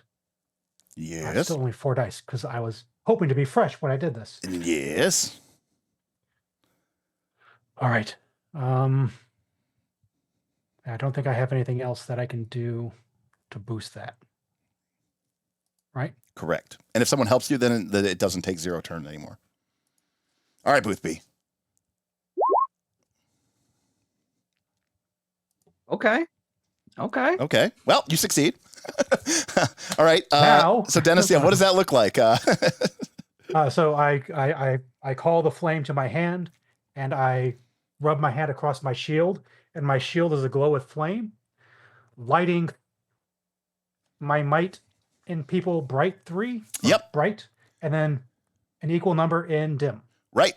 And Wow, this is so this great. is basically a lantern, and it lasts for the entire phase, which means the entire time that you guys are adventuring in this phase. When you go to camp, it'll This end. is fantastic. Right. Yeah, we haven't gotten to the bad part yet. All right. So now the good news is you didn't fail, which is nice, which is good. However, you have gained 2 points of, or 3 points? 2 points. 2 points. 2 points of burden. Which is more than my 1 Erder. Right. So in this case, if when you succeed your Erd, you feel the weight of your burden immediately after the invocation, whether the ritual was successful or not. Now, Dennis, Imos must test health against an obstacle equal to their current total burden. So it's only an ob2 health check. Yep. All right. So basically, the divine energies channeling through Imos could potentially, burn him out. How do you end up unburdening yourself? I have to cleanse myself spiritually in camp, Oh, okay. which means I probably need to get a check at some point to do so. Mm-hmm. But yeah, 4 health versus ob 1, right? Ob 2. Ob2.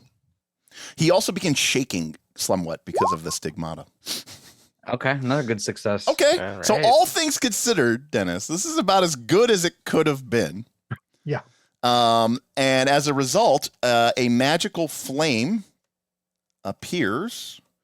I don't know. We'll say right now, I guess the amulet begins glowing with a ball of flame. Does that sound Yeah. reasonable? Yeah, I put it on The my shield. I shield. can put it on an object. Okay. Oh, you put it on your shield. Okay. So the shield it lights with a glowing magical flame, revealing. Yeah. Oh, and the good news is this is a pass check for ritualist and a pass check for health. Correct. Oh, that's great. Oh, I got a pass check for. Oh. Yep. Revealing as the light Ooh. fills the room, revealing an ancient chamber, some sort of ancient reliquary, or perhaps a ancient tomb of some kind. And as the light fills the chamber, that is when you notice Oh god. Oh no! Oh God. the skeleton guardians who were marching towards you in the darkness. Now, because Boothby's doesn't take a turn, it happens immediately. Basically, it goes to that. Now, I should also note, Bob, I did not let your instinct trigger because it was complete darkness, so you couldn't have seen it. You couldn't have seen anything anyways. Yeah. I'll also put us in our tracker and light, I think, for the people at home. Yes. Okay. Oh, right. You guys now have. Well, no. What you actually have is a little bit not the same as that. So what you have. Yeah, it's a little different. Yeah. So you get. Let me put this to the back. So the way that Boothby's light works is it gives 3 squares of bright light, and wow. and 2 squares or 3 squares of dim light. Mhm. So I you would have. assume that since I am carrying the light, I would be one of the ones in bright. Yes, that is a valid concern. Good So assumption. So 2 people in the party cannot be in bright light. 2 people are going to be in dim light. And that means the people in dim light, that basically gives you a +1 ob to all of your independent actions and a -1 S to all of your versus actions. Okay, so being in dim light sucks. However, as the light from as the burning shield illuminates this ancient weathered tomb, you see a group of 4 skeletons, having been disturbed from their eternal slumber, have emerged. They are clad in ancient rusted arms and armor, and they are moving towards you. Upon the neck of one, you can see a glittering, glittering metallic torque which is like a steel ring around their neck, like a necklace, but it's more of like a bar. But it appears to be made of gold and with a gem. They are closing in around you, but you did not twist into this because of Boothby. So that means you guys get to decide kind of what to do. Not fight to the So death. this is where we could take off backpacks or yeah, set down jugs, that sort of thing. Well, I mean, the fiction matters, right? These creatures are coming in and they're coming at you. So you know, it has to be fictionally appropriate. You know, if you guys say, well, we're gonna start negotiating with them, and I'll be like, okay, well, they come in and Is there start an opening somewhere nearby? A quick look around with the flames emerging shows that on the other side of this ancient chamber, there does seem to be some sort of passageway that leads out of it. Additionally, there is another entranceway which leads also off into a series of rooms. So it does seem like there's a way to run out of here. Yeah, but we could get out of here. They So- have gold. Yeah, They 'cause have I don't know that we, I don't know that we, treasure. they do have I don't know treasure. that we could. I don't know that we That's the whole could drive point. them off as they are undead. That is a wise assessment there, Imos. What are you saying? Sorry. Yeah. I says I don't know if we could take these. No, No, I'm so sorry, Booth. I don't know that we could that driving them off is an option. They're Right. mindless guardians. They're not going to be something that we can. And just, my like, spell scare would off. be of no use to me either. Right. Remember, Torchbearer encourages table talk, like strategizing and Yeah. figuring stuff out. Like No, it's I assume important. this is fight or run away. It's important to run. It's important to role play because that's how you get bonuses. But These foes are beyond me. You guys take them. If we do fight, that means kill is the only really option we have there. Mhm. I they're think gonna so. Which means right? death is on the table. They might be just like following us the whole way. They're undead. Right. So But if we flee, we get away from them. That's the story. right. Oh, we would have to continue to flee, though, right? yeah. No, if you Okay. succeed, well, it depends on what the compromise is. But Yeah. if you flee and succeed, you will have escaped them. The next question is, how do we get out of the tunnel? We don't have the rope. It broke. Yeah. Well, and it's 50 Yeah, feet that- up that's- anyway, that- even if it didn't. Yeah, that's it. National 100 Treasure feet. taught me that there's we a have back we have way part out. of the rope for air. down here. I right? will say a couple of things. If you flee, you're definitely not getting that glittering jewel torque that is on the neck I of one of want them. that treasure. Okay. Second thing I'm going to say is don't forget that that you guys are exhausted, with the exception of and you're also all hungry and thirsty. So you're Yeah. at -2. Now these don't stack. They don't stack across the party, but these two conditions do stack, which Or means that you guys disposition. are going to get -2 disposition. So if you would normally have gotten 9 hit points to spread amongst the party, you're only going to get 7 hit points to spread amongst the party. So is the idea to hide, heal, or get rid of the conditions and then come back? Would that be a better That's- idea? I think that's our best bet. Regroup.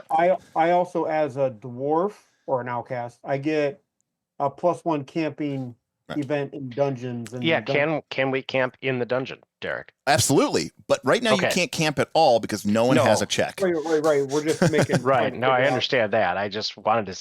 Could we even camp down here? Do we have to leave to camp? Nope. You can totally Okay. camp at the dungeon. Kane, just give me the sign and I'm taking off towards one of these openings. Yeah. Oh, always I would- running away. Right now, I would say- fictionally, right, the skeletons are marching in on you. You guys only have a few moments to quickly make your decision. Obviously, you guys can discuss this as long as you want because this is an important decision. I vote Because run. Yeah. Yeah. I think that's probably the best bet. Carnalas, lead the way. And let's try and keep the light up near the front. well, this is going to be a flea conflict. Oh Yeah. yeah, okay. What is that check for? Yeah, that's a good question. All right, so you we guys don't- There's we are always practice always this. 2. yeah, so you guys are fleeing. Let me get I have my Dungeon Master screen actually. Here we go. Cool. All right, so in a flea conflict, you guys you're going to disposition with scout plus health. Oh, my scout's 4 and my Oh. health is 4. And in a flee, you attack by making scout checks, you feint by making scout checks, and you defend and maneuver with health checks. So you need scout and health. I'm pretty good at both those. I got a 2 scout and a 5 health. I am pretty not good at. So both you're of pretty those. good at that too Yeah. as well. I'm not very good at. Oh. I'll be right back. Yep.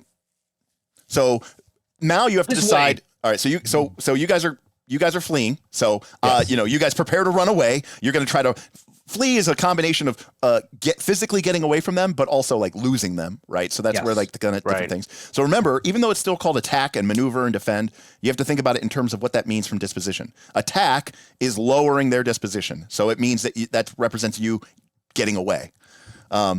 Defend is you regaining your disposition. So that's like you maybe tripping them up and keeping them from coming to you. Feint might be Getting a better position. Yeah. right. Maneuver is, you're not so focused on getting away from them. Maneuver is where you stop and you throw down a bench in their way, before you could go to slow them up. And then fainting is like, oh, we'll duck into this little alcove and they'll go past us and they won't even see us. And then we'll, slip out. It's the Scooby-Doo secret door thing like we talked about.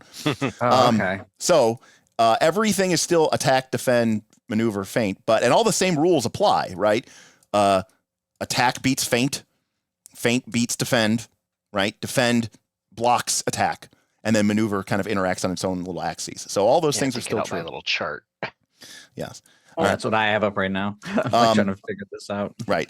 In addition, or I should say additionally, obviously your weapons are of no use in a flee conflict. Mm-hmm. Which one was the scout check? It was feint. I would assume feint. No, it's scout is feint and attack. Feint and attack. Okay.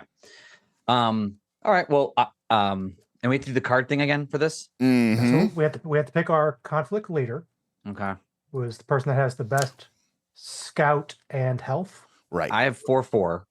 Then that's okay, Bob. That's probably the best. That's probably you. Okay, Bob. This way.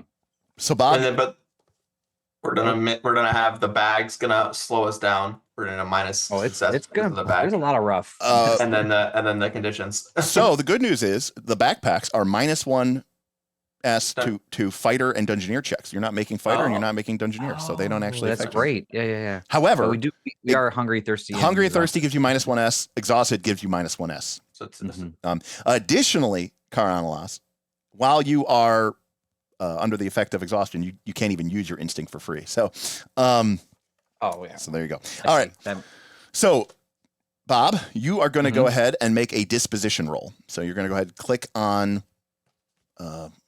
Scout, okay. and you're going to make it as a disposition roll. Disposition. Yep. And how does and you're going to add that to health. Health. Okay. Okay. Now do you're going to check -1 S if anyone's hungry and thirsty, and then you're going to check -1 S for anyone who's exhausted. So it's on the bottom of them. Oh yeah, there it is. Boom, boom. Yep. Okay. And then the party can describe how or if they are helping with the disposition. So remember, this is it's an abstract concept. It's the fleeing. Now you're not actually fleeing yet. You're just sort of describing, that initial like Scooby-Doo, the legs are moving before you guys start, moving thing.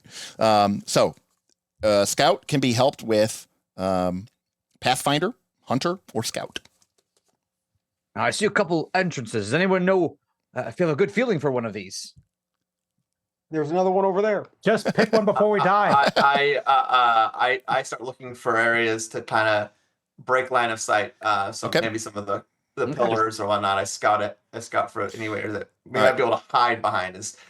My nature is to sneak away. Yeah, you could also help with your nature if your nature helps. It has an appropriate descriptor, so that's totally my fine. nature is running. Nature is running. Yes. All right, fantastic. Yeah, the humans are already running. They're just already gone. The elf is, which way should we go? And the humans up. All right, so Ryan is helping Bob with a help die. GM Scott and Boothby are helping with help dice from their human running nature. Erber, you got anything to help out? I got delving, so I'd be like, that looks like a safe tunnel over there, or I also have scout. No, So okay. I mean, Yeah, both of those work. Either way, you're kind of you're looking for safe ways out. So, Bob, you get the maximum 4 help from your party, I think I'm gonna need it. and that's going to be a total of 4 plus 4. So it's going to be 8 dice added to your health -2 once you Yep. roll. All right, Okay. here it goes. Yep. Looks like oh, look at that success. so. All right, so you rolled 1, 8. 2, 3, 4, 5, 6 successes. So it's 10 successes with your health, but -2 is 8. Yep. Okay, and then I am going to roll, or I think the skeletons don't actually have. This is not one of the ones that they roll, so I don't have to worry about it. Cool. Yeah. Perfect. All right. So the skeletons get their disposition, which is 6. And you guys, you get your disposition, which is 5. And then, Bob, you have 3 more points to distribute. Obviously one for myself. Okay. Nice. Erber, because he's got the other big health. And Amos, did you have anything big that you're gonna be able to do in this? I have the light that is keeping us all alive. Oh gosh. Right, and That if he is goes down, quite a it good goes down. play. That's quite a Even good does it? play. That's a good point. Yeah. That's fantastic. All right. One more, then one for Amos. Right. You guys could have had 2 each, but unfortunately, you guys are exhausted and hungry and thirsty, I and know. now you're running away into the middle of a dungeon into the darkness, and you have no idea where you're going. Okay, I great. think this is fantastic. Yeah, I love it. Okay, so yeah, the skeletons are going to sort of turn, and they begin marching towards you, and then you guys take off. And while the skeletons don't appear to be the fastest of foes, they are implacable, and they will never tire. They're just going to keep coming after you with their tireless tread. Okay, so next, it's the start of the combat round. So the first thing you guys have to do is declare what weapons you're using. Now, in a fight conflict, kill, capture, or drive off, if you're unarmed, you get a penalty. But in a flee, you do not. You guys probably don't have any specific flee weapons, but these are things that you guys can eventually acquire or develop. Like, for example, you might have like boots of speed at some point, which you could kind of equip as a weapon. So it's Like mostly going smoke bombs in this game or anything. smoke like that? bombs. That That's kind someone with alchemist could totally make smoke bombs, and you're like, I'm going to drop smoke bombs to feint or to maneuver or to just to attack or something like that. So there's totally weapons for every type of conflict. You guys just don't really have too many of them right now. As an example of ones that you could have had or could exist is like if GM Scott had the map. He could use that as a weapon in a conflict like this because he could flee and just going to be like, I know where to go. Additionally, he might have like if you have caltrops, oil, if you have the right tools or anything like that. Okay, so then you have to decide. You have to do your light assignment. So remember, only 3 people can be in the bright light. The other 2 people are going to be in dim light, which is going to give you a 1 success penalty or a +1 to your odd. So only 3 of you can be in the light, but luckily only 3 of you can take actions. So it's probably going to line up that way. So Bob, now what I'm going to do is I'm going to bring up the conflict deck. Yep. And I'm going to choose mine first. Now remember, Bob, with this conflict deck, if you hover over it, you should be able to go to choose. Yep. And then you can do that. Okay, so I'm going to lock mine in first. So all of the skeletons are equipping a weapon, which is their tireless tread, by the way. That's what the weapon is called, representing their undead vigor, if you will. So what are our thoughts here on them just I will probably wait to think it attacking out every single loud time? until Derek locks us in. Oh yeah, that's a good call. Spoken like a Nice, true. Bob. that's almost MVP quality. Right there. Pretty good. That was a nice one. Okay, I am locked in. Okay. So So I know what we're thinking. these being dumb undead, what do we feel that they're probably just going to attack? That's what I was thinking. Or maybe maneuver because they're trying to catch us? I don't know. Yeah. So Yeah, attack or maneuver, one of the two. So my description again was, they are just coming straight at you, that sounds tirelessly, attacky. implacably. Do we know All anything right. about the weapons that they have beneficially? You could, but you don't. Like if you had time to, figure out what that does, but you might learn in the course of this game, but throughout the course of this adventure. But right now Right now we are fleeing, so their weapons don't come into effect. Well, no, unless their they have something weapon- really funky. they do have a weapon. It's called tireless tread, Yeah. and they technically all have it equipped. I just don't have like a little icon for it, but. So if we think they're going to attack, then we want to defend or maneuver.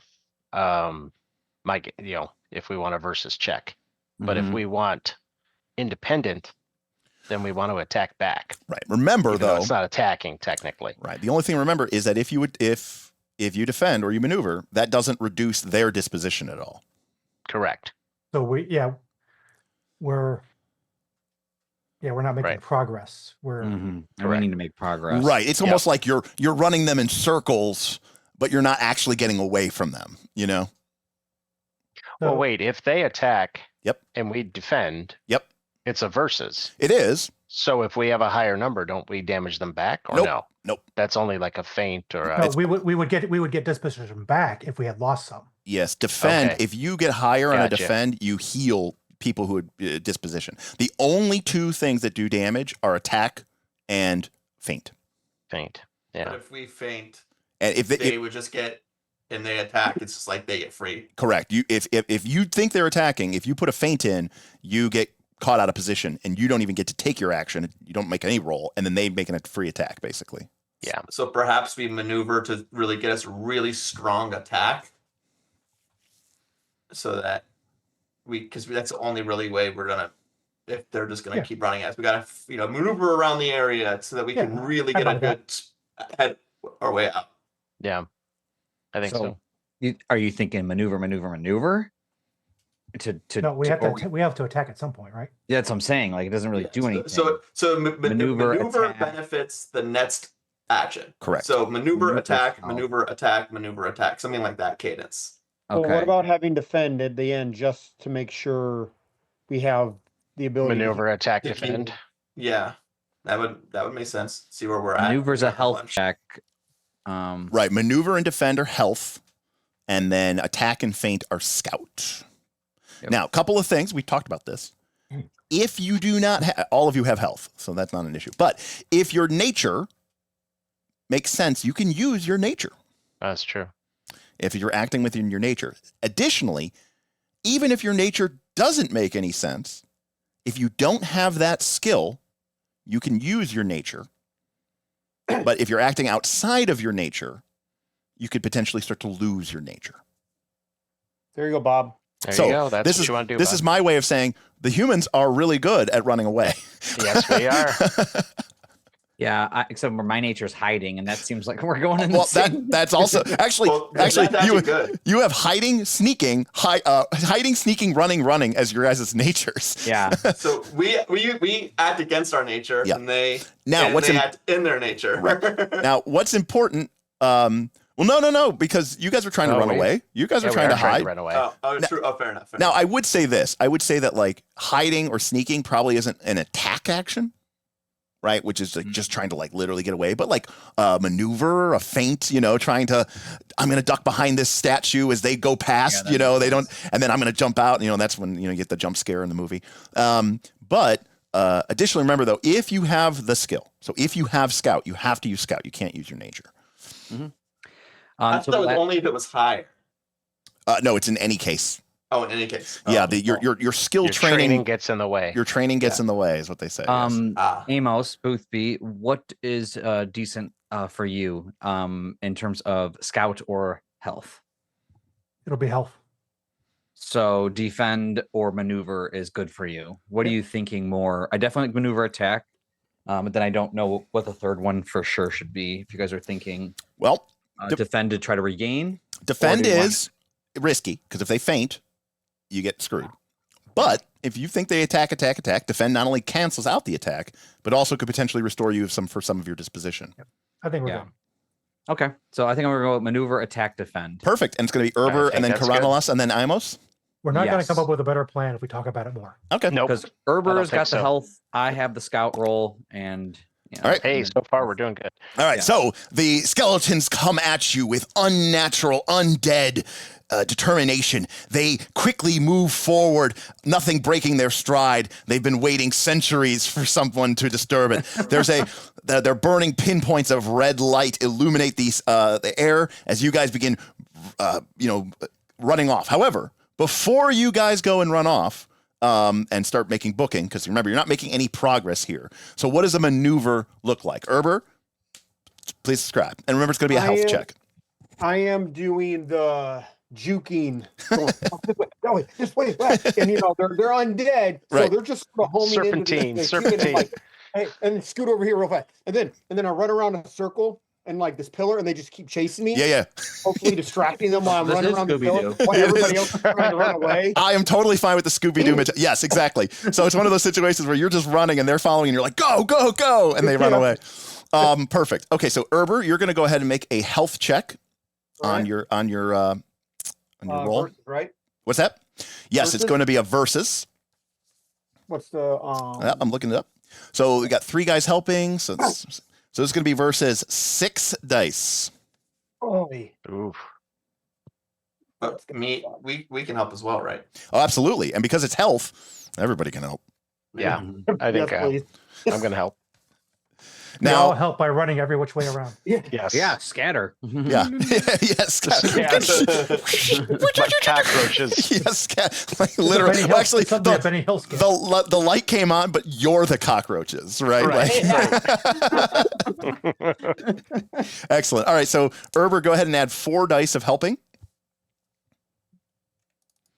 And to add to your prodigious health of 5. Yep. Can I thinking of trying to use a trait? Yep. I have cunning. Yep.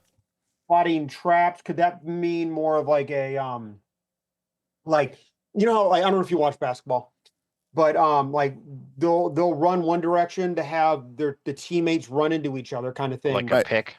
Yeah, like, You're like setting a like pick. Yeah. Box So them we'll, out, like, box run them into out. Each other.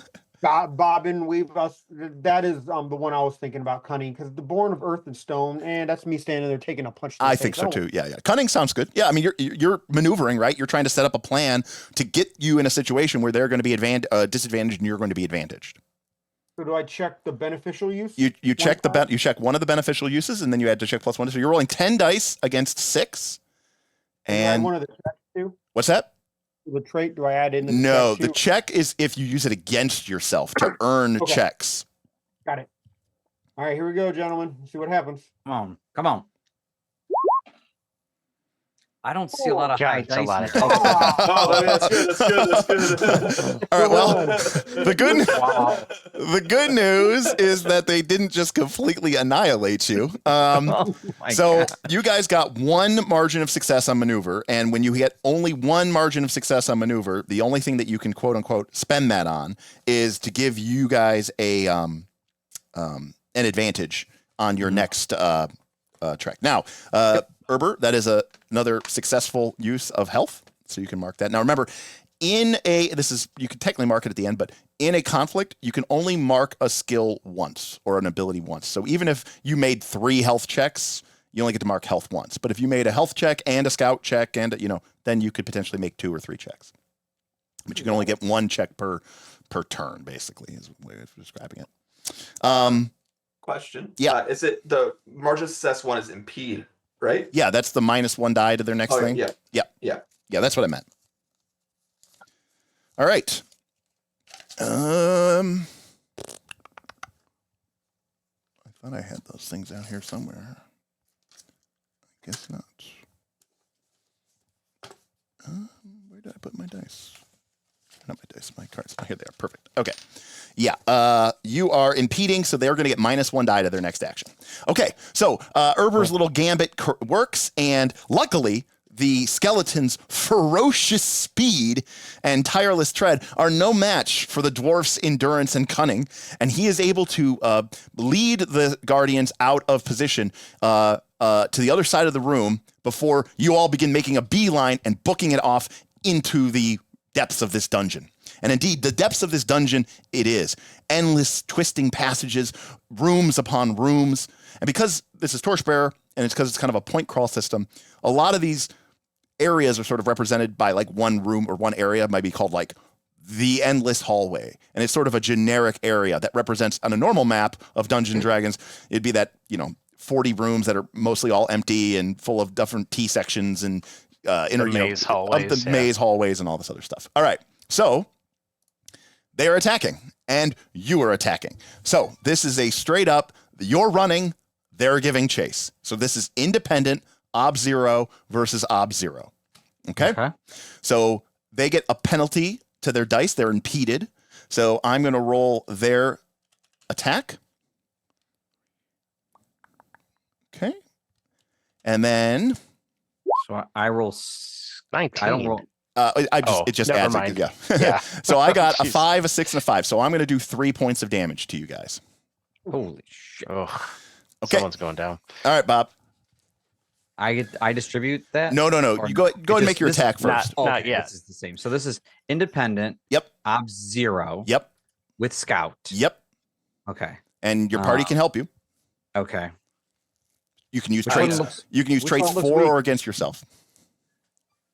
I don't have any good traits for this. I'll use my scout. Can I use my scout to help him? Mm-hmm. Just describe how you're doing it. I go, look out, here they come. Shoot them right there. Come on, be that elf you want to be. Just throwing hails of backwards arrows. Yeah, absolutely. I mean, again, it's all just descriptive. The overall thing is you guys are fleeing, but Did we take the -1 dice from them? I did. So I only rolled 5 dice. I should have rolled 6. Okay. Just as an aside, that's one of the ways that you guys can figure out. Their nature is 3, and then they get +1 die per helper. So normally they'd be rolling 6 dice, but they were impeded, so they only rolled 5 dice. Okay. So I have 1 helper. Anybody else? Nobody? Yep. Well, I mean, Can we what is help it, with- Scout? Mr. Elf, there's a path over here. Mr. Elf. All right, so you I gotta think there's got to be something in my criminal background that gives me a way to find, running away from the law. do you have Scout, GM Scott?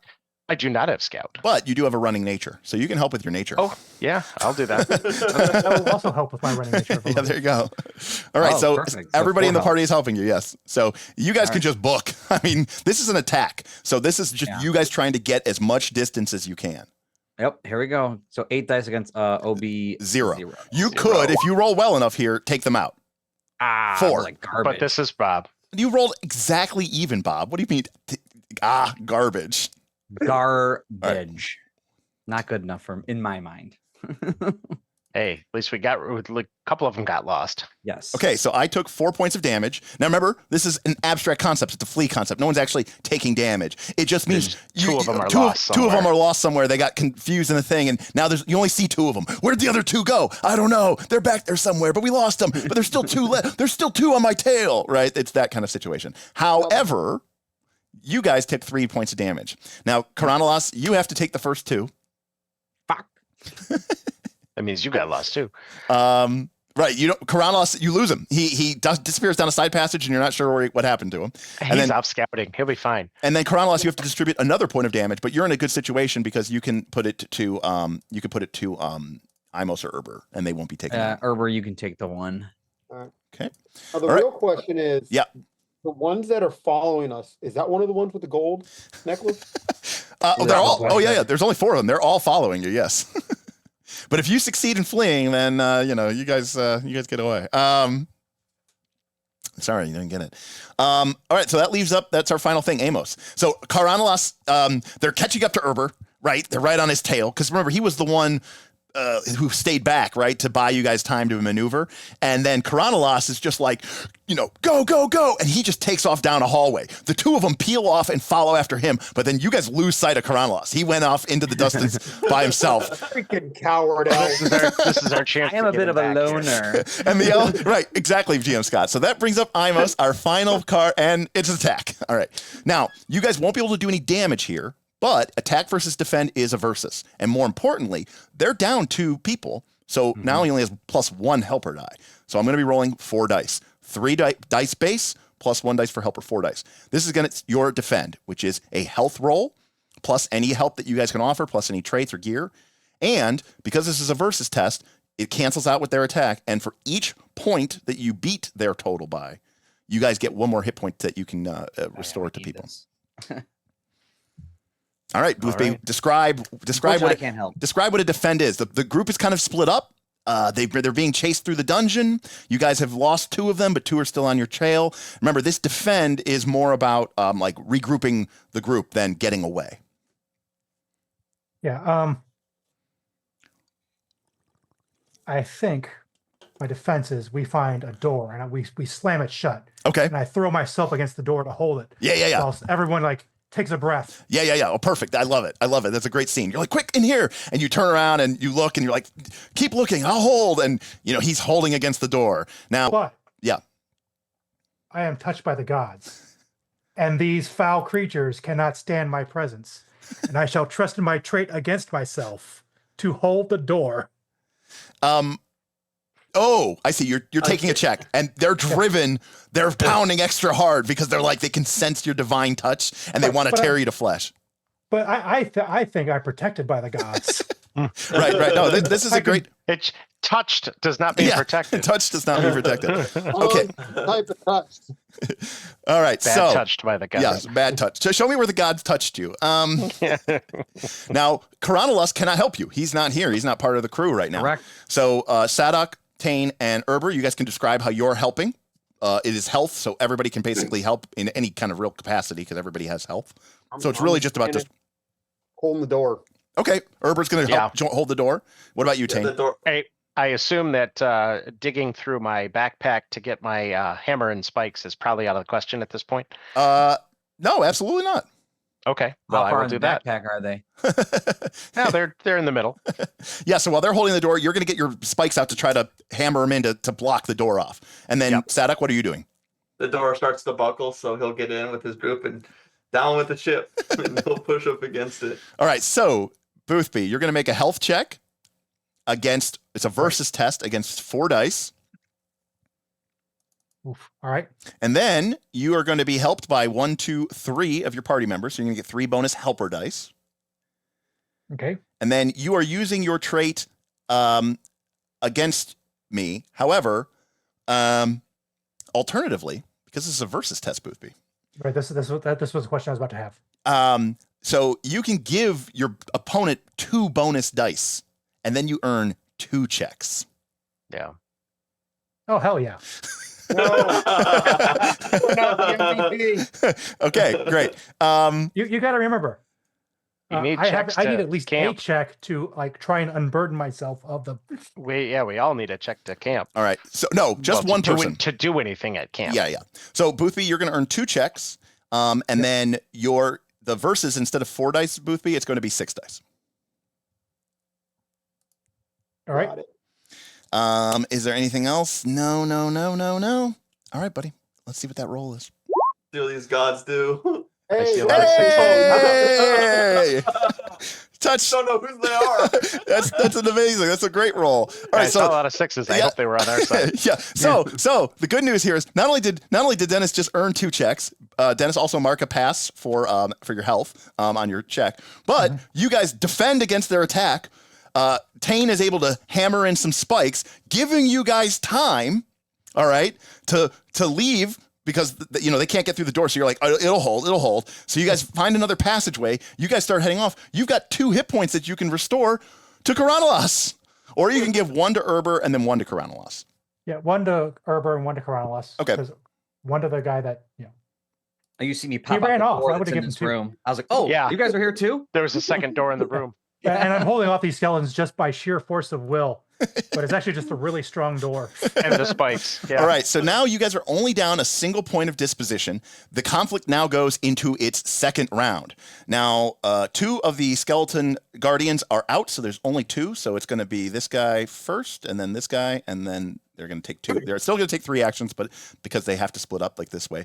Now, obviously, the 3 people who went last turn cannot go first. The other 2 people have to go first, and then anyone could go, Bob. So that's the way it works. So Yeah. it's got to be at least Sadok and Tane, and then any of the other 3 of you could go. All right, so let me Well, again. Amos has got the light. Doesn't he have to be up there? No, because he's still with you guys. So, Okay. but you should also decide what your light situation looks like. You can But yeah, redistribute have every it- round. Yeah, having Sadok and Tane in the light. I mean, would be obviously, beneficial. fictionally, if Yeah. Amos was literally left somewhere unconscious, then no one would be in the light. But he's with you guys, and so it's fine. All right. Well, Sadok and So, yeah, Tina so, definitely- By the So yeah, way, could we rearrange ourselves so that the 2 that are up this time are in the light? correct. You guys have for sure. You guys should be able to But move then those Oh, tokens. Amos- can we move ourselves around? No. Oh, okay. Well, I could. Oh, can you? I could move me. I can't move anyone else. Okay. I'll change that so everybody can move these. So anyways, what was I saying? Oh, right. So while the door is holding, you guys take your time. There's kind of like a brief lull in the fleeing. You guys are looking around, trying to regain your bearings. And then you find Karanalus. He's panting. He's a little out of breath, but he's not dead somehow. Amazing. He goes, You guys thought I was dead? he's like, that's the power of elves. And then Yeah, running away. I shot a shortcut. I thought that was the way Hey, we he were all took 2 going. with him. that's true. That's true. He did take 2 with him, which, by the way, remember, if they defend, they could bring those guys back too. So, Oh gosh. But will they? all right. So, first things first, any weapons to equip at the start of this encounter. So these guys are obviously using their whatever, but It'd be like a flea conflict. right, weapon, it'd be a which flea we don't conflict have. weapon, right? Which you don't have. All right. So then I'm So gonna go ahead and what do you think we're gonna do? Well, we'll let him. right. We'll take exact- Bob's advice. let him Let walk him do through his thing first. And Nice then try, we're in Derek. trouble. You just said the worst thing. We'll Nice. take Bob's advice. Yeah, well, in this case, I think he got it was from it was Derek. good advice. That was a good catch. That was solid. That's actually Yeah, really good. it's good wisdom. All right, so we can obviously switch set of contain, but you guys are the first two. Yeah. So there's something to consider is that I have to use no matter what check I do, I have to use either the skill or health. I can never use my nature, which is higher. Yeah. Gotcha. Whereas because I have scout. No, and- you oh. can't use it if you have the skill. You can use it Oh. if you have health, because health is not a skill. Oh, right. Okay. So then that would mean I Then you want to could maneuver or defend. Yeah. I have a staff, which if I can set down my jug of wine, my staff will grant me 1 die to defend. Only in Or is that kill, only in kill conflict? kill, drive off, and capture conflict. Only the physical melee type conflict. And I thought you had Okay. no scout, right? You said GM Scott? I have no scout, so I would have Okay. to use my nature of running. I Which is- have a five which is die. which is pretty good. Which Which is is 4. 4, yeah. Yeah. Oh, okay. So It's better than my one, health. one of the things that I was thinking about right now is that they're 2 disposition away from being done. Correct. Yeah. What happens when we succeed by a margin or by, we get at least 2 successes, but then they still get to minus from our disposition, correct? If So then you evaluate what's yeah, left. if it for was the- if it was an attack, say, you guys take them out Yeah. and they do another 2 points of damage to you. You guys would Right. be down 3. You'd be at 5 of 8. So Right. So my consideration is kind of like, what if we just, I think as long as they don't get more, what if we just spend effort to get at least 1 back, knowing that we then can bolt on the next turn? At least that way we have more disposition at the end. We have less of a compromise. So Well, you- well, you guys are only You down would- 1 right now. Just Yeah, FYI. we're only Yeah. down one. What, and what, we- what are the thresholds? It's if you lose any, that's a minor compromise. Which we're going. Okay. Yeah. If it's near half, it's a major compromise, and if it's almost all of it, it's a severe compromise. And if you lose all of it, then you lost it's not a I compromise. think we you lost. want to get rid of them because right now we're in a Yeah. pretty good spot. Yeah. Yeah, right. I think so. Because no matter what, like the chances of us taking at least 1 is high. So we're gonna have some sort of compromise. So I think But eventually we have to do something to get them to be to 0. So there has to be some attack. we have to attack. So You have it's- The 2 things that reduce disposition are attacking and fainting. Yeah. Right. Yeah. which and we fainting don't think is- fainting would just be bad because they would just they were described as basically like They're probably gonna attack. Yeah. I don't know if they would. Well, I right don't now know. you don't see them because Right. you guys kind of Right lost at the them door. through the door, so they had to kind of Yes, they might be maneuvering, guys. They're trying to pound through the door or going around. Yeah, I don't. Well, you don't know because you guys took off, right? And you found Well, I mean, Karamelos. attack could be them bursting through the door. This Right. could be true. Right. I mean, It's making progress. Does it sound like they're still beating on the door right now? Or going to the door right next to it. That No, also you comes into you this guys room. you guys are 3 rooms and 2 corridors away from the door at this Oh, point. okay, Yeah, so we're out of the room and you're moved out of the forward. room. So So the worst thing that could happen right now is the worst thing is a feint, right? That's the worst thing that could happen. That's the first result if you attack. Right? Because yes, then yeah. they would- If they attack and you fainted, your feint gets canceled and they get to pound you. Yeah. Yeah. I don't want to faint if we don't unless we Right, so- know they're gonna maneuver or something. And we're not limited. Defend. I mean, we could duplicate up too. We don't Yeah, have you- to use one of Yeah. each. Yeah, you could absolutely. You could attack. Yeah. Attack. I mean, I attacked last round. Yeah, it just depends on what you guys. I mean, you guys are better. You're gonna be doing better Because there's yeah, defending and they've got maneuvering. 2 disposition left. Yeah. Do you think we should just attack? I think If we're that's- attacking GM Scott, your running thing won't Oh be able to no, use attacking for- is where you can run. Yeah, he can Yeah. if he runs. Then I want you to go first with attacking with your running. Okay. Because attack is scout. GM Scott doesn't Yep. have scout, so he Correct. can use his nature of running, and then he gets to roll what? 4 dice, 5 dice. 4 And then, or less. do you want to defend if somehow this goes bad, Yeah, Ryan? I think that's a good idea because then I Yeah. can. We don't And want then to we'll fall in the just- trap of always defending last either. Right. And then I'm guessing the last one we might just do is attack. If we end up getting back to the third one, we'll attack again and try to end this. Yeah. All right. So Now- who's going third, though? I want to put Amos third, but Okay. Because that they Am light I- up the light. Yeah. yeah. Is anyone going to help me with my attack? I think Of course, I have arrows. Couple in the way. I'm scouting as you're running. I'm saying, left, right, left, right. Wouldn't you rather So have I'm someone? absolutely. Wouldn't you rather have someone instead of Amos attacking, have someone with like the skill? I mean, I could take the scout. I can take it, but then I'm also getting minuses because I'm in. Well, do you have scout, Amos? No. Well, then you can still use your nature, right? You got running. Yeah, I didn't necessarily. I just would rather do that Right. than because you're in the light, because then I get minuses because I'm in dim light, right? You can put yourself in bright light if you want. Yeah, but you have to be in the bright light because you're carrying the shield, Amos. Right. Yeah, we already have those. Those are the three in bright So light. he's saying, yeah. So you, Oh, all right. yeah. So you're going for light purposes. Well, no, because Amos, Tane, and Sadok have to be in the light, and you have to be in the light. So that's it. That's the three. you people. are the light. Okay, you guys are locked in. That's what, yep, that's All right, what we're going with. Boom. So All right. I'm going to have. I'm helping Um, you. I'm definitely throwing some distraction arrows. I'm not looking. I'm just shooting them back because I'm hoping to distract them as we're running away. So am I getting 4 help then? I I don't don't remember know else. because I'm not sure how helping nature works. Oh, Um, if not, I because pretend I help. technically this is a scout roll, but you are using nature, so I don't know if they have to help with a similar nature. My guess is this is still fundamentally a scout roll because it's attacking. So I would assume that like the base skill is still attack. It's one of those things I'll probably look up after the session. But for right now, I'm going to say like you can help with anything that would have helped with scout. Okay. Okay, so is everyone going to help me then? It's way. Mhm. Trust me, Okay. I found a shortcut. That's where I've been this whole time. Mr. Wizard, over here. There's a path. That kind of looks safe. Oh, But you also led 2 other skeletons down that shortcut. so, They If we told us get- something else.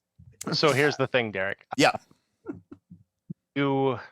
Let's see. Oh, they're saying they're defending. Yes. So the skeletons, you guys Because- got away from them, and now they're like roaming through the hallways looking for you, and then they're trying to like find their lost buddies basically and like bring them back into the hunt and sort of Gotcha. pick up the trace. So this is Versus. It's a versus. This is a versus, Yep. but this is where me being a person who is very thoughtful and loves to plan things, Yes. my thoughtful trait here is going to work against me Okay. Mm. because I don't have time to plan this. They threw me forward and said, "Run, you fool!" And I'm like, "Okay." Totally. So I'm just completely not being thoughtful about this at all, and my trait is working against me. Great. Well, remember, you can use your trait against yourself. You can give yourself a -2 die penalty to your roll, or you can give Yep. yourself 2 dice to your enemy. Yeah, 2 dice to the enemy sounds good. All right, 2 checks. I love you guys. All right, this is how you have to do it this way. All right, so Tane, you are going to be making a nature check. Yes. It's going to be a versus roll against 1, 2, 3, 4 dice. Okay. And then you are giving your opponent, so you're going to earn 2 checks for giving Yep. your opponent 2 dice. And then so your opponent's going to actually go up from 4 dice to 6 dice. Okay. So it's 8 dice So- versus 6. Yep. Although mine says 8 versus 0, and I Could- don't know why. Because you haven't changed that little thing next to Oh, because I versus. didn't click out of it. Yeah. No. Okay. Oh, you changed it, didn't check out. I Okay. clicked it, but I didn't click out of it. Yep, got it. And then you get 2 checks. You can also mark that on your sheet, but I just did. For you. Okay. Thank you. All right. All right, here we go. Yep. Come on, guys. Let's do this. Oh no. Oh okay. no. So, Now you're- that's a bad roll, Bob. so you try to get away, fail, and because as you guys are making your way, the 2 skeletons, right, that you guys are losing them. You're like, we're losing them, and that's when We find this one of guy comes back in, and he's like, "Hello," and he is back. them. That was the Oh, guy yeah, with they the were magic down this necklace. hallway. Sorry about Yeah, that. they were down Yeah. that hallway, and then he drops Never in. listen to the elf. And it's like that moment where it's like against Scooby Doo, where you guys are like, "They're coming, you're all looking this way," and then you turn the corner and there's one right there, and you guys are like, "Arr!" and it's like leans up, and it automatically slots into this third action, which, to be honest with you, is really exciting because I don't even remember what I put down anymore. So this is this is complete nonsense at this thing. So we're going to go to Sadok. And it's an attack versus defense. So it was a defend versus attack. That'll Now be it's good. attack versus defense. So now you guys are on the back foot trying to regroup, and they're coming in and pressing in on you. All right. At this point, you guys are deep in somewhere into the dungeon. You have no idea where you are. And was that a fail on my nature? That roll? was a failure on your nature. Okay. But it was within your nature, GM Scott. Yeah. So you're not punished. Okay. If you had failed that and it was outside of your nature nature would now be taxed. But because I still check the fail. you still check the fail, yes. Okay. But if you, for example, were using that to, I don't know, to fight them or something, Right. During a fight conflict. Yeah. you would now be at 3 of 4 because you lost by 1. Yeah. Okay. Well, Sadok, it's your action, it's your thing, and it's your go. Make me proud. So I will kind of get low to the corner as I hear the rattling of bones, and I will try to get low and sneak away from this one that we kind of cut off our path. Okay. And but would the people be able to help me that don't have well, this is replacing health health, roll. so everyone has health. Right. I'm treating it as the base is health, Yeah. so everyone can help you as long as they can as long as they can describe in a meaningful way how they're helping you. So we see that we're getting like pincered off, and that's when he's in his nature to get low and to kind of hide in this, like all this kinetic energy coming in at 2 points from 2 ends. Okay, great. I know hiding. This spot over here. Great hiding spot. Right. The elf can help with his hiding nature. So the elf and the halfling go like, "Come on, we got to sneak away from here." Yeah, so and what? Yeah, go for Can it. help with my running nature too. Yeah, that's right. Right. You're like, let's go. You push it. Erber. I am going to use my health, and I'm just gonna freaking, since he's doing a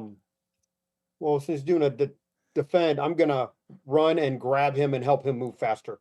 Yeah, you just run and pick him up. You're like, come on, you Like, stupid. that's too short, let's go. Let's go. I love it. Great. All right, and then Amos, anything from you? As far as helping with health. Yep.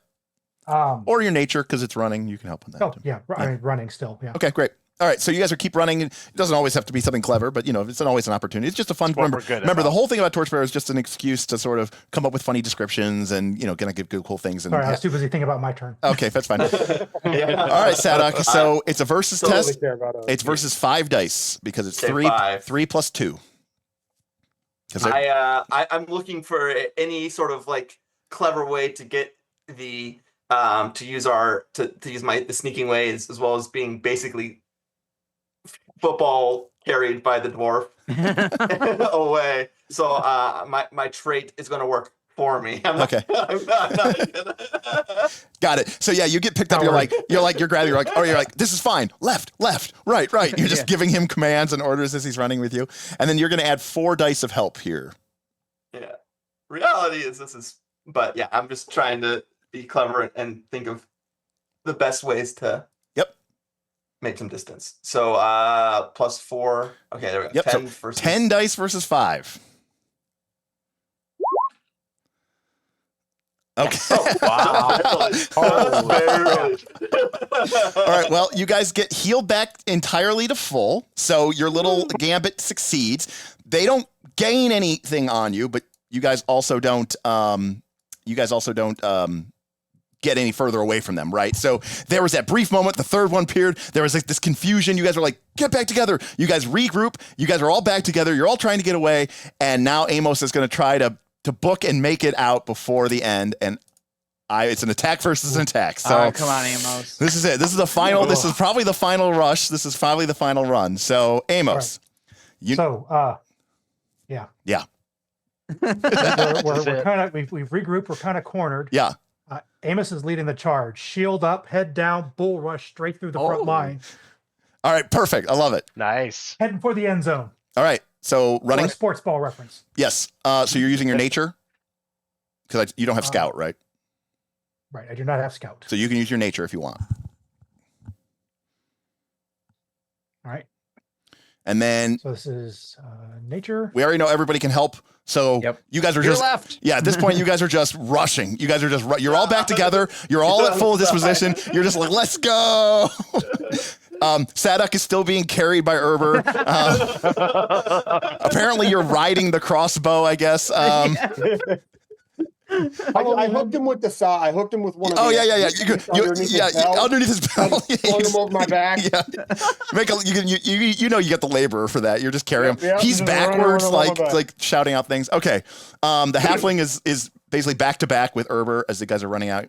All right, Amos. It is going to be a independent test. So I'm going to roll mine first. All right. And I've got 3, 4, 5 dice coming at you guys, and I got 2 successes. Ugh.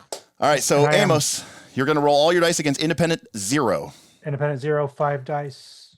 Do I have any help? Yes, everyone's help helping. them Oh yeah, four. we're all helping. All yeah. four, Is all that 4 of your party 4? members are done. Yep, We're looking 4. for 3 successes here. You're looking for 4 successes. I Nope, thought 3 they were all- successes. 3 yeah. successes. There Oh, you go. okay. That's what you asked for. All right, so you guys book it and run away. The skeletons make some good progress. You have to put 2 points of damage onto yourself, Amos, because you're, Oh no, you're our the one lights taking are... the action. All So actually, just as you guys get to the end of it, the skeletons start falling away, and Amos, who pushed through and just said he's just running at full speed, and he breaks through a line. Another football reference, and you guys are able to follow the hole he created, and you guys are able to just book it and run out. And then they trample me as I'm on the ground. Correct, yeah, naturally. Yeah. So, Sorry I feel like the was my halfling fault. hooks I was him, focused too. on the halfling. right. It just So- attach him. The conflict ends. The skeletons are left far behind. Their glittering torque leaving them as behind. And you guys brush ahead. And Amos, so you guys lost 2 points out of 8. So it's a minor compromise. Amos, I'm going to say that final action of you breaking through, yeah, they tore you up a little bit. And Amos, you're injured. No one else takes any Ooh. conditions, though. So you guys are. Amos is just injured. Just injured. Alternatively, Just injured. Yes. alternatively. Oh, can we resist that? Oh no, there's no resist here. Alternatively, everyone can be made afraid. Instead of him being injured. Correct. What does it take to recover from injury? Do we have to go back to town? You can look at it on the highlight if you hover over the injured box. So you can recover from injury in camp. It is a health ob Okay. 4. Injured gives you -1 dice to almost every roll you make. But when you are injured, you can basically grit your teeth and suck it up, and you remove the injury. But when that happens, I get to basically damage one of your nature or one of your skills and reduce it by 1 Permanently. permanently. It's Yeah, permanently, until you recover it. On the other hand, if you guys are afraid, you cannot help, and you cannot use beginner's luck. But it is only an ob 3 will check. So to is it- this Yeah, a except for there's decision 5 for there. our combat I leader? it is a decision for your party leader, I would say, ultimately, because this is and maybe the combat captain has a little bit more say to it, but ultimately those are the 2 offers I'm giving you as your compromise. You guys can pick one. Well, the nice thing is we can make camp Mhm. because 2 of us have checks. And one of the Yes. person's having, the person that's injured, the person that might be injured also has a check, but that won't help them, right? Or is that one of the checks they can make is to heal? I have, To make recovering is a check. Okay. and I have a healer skill. Well, then for sure, take the injured. Well, it doesn't work the way that you think it does. Yeah, that's what I want to try and figure out how, because you have to get rid of hungry and thirsty first, Correct. You which can't. we all have. You have to heal. Well, yeah, but you can do that just by eating food, so that's not Sure. hard. But then you do have to get rid of Drinking water. exhausted first. Oh, that's right. We all have that. So either we all have 3 and do we need to have checks to clear? Like right now, only 2 people have checks.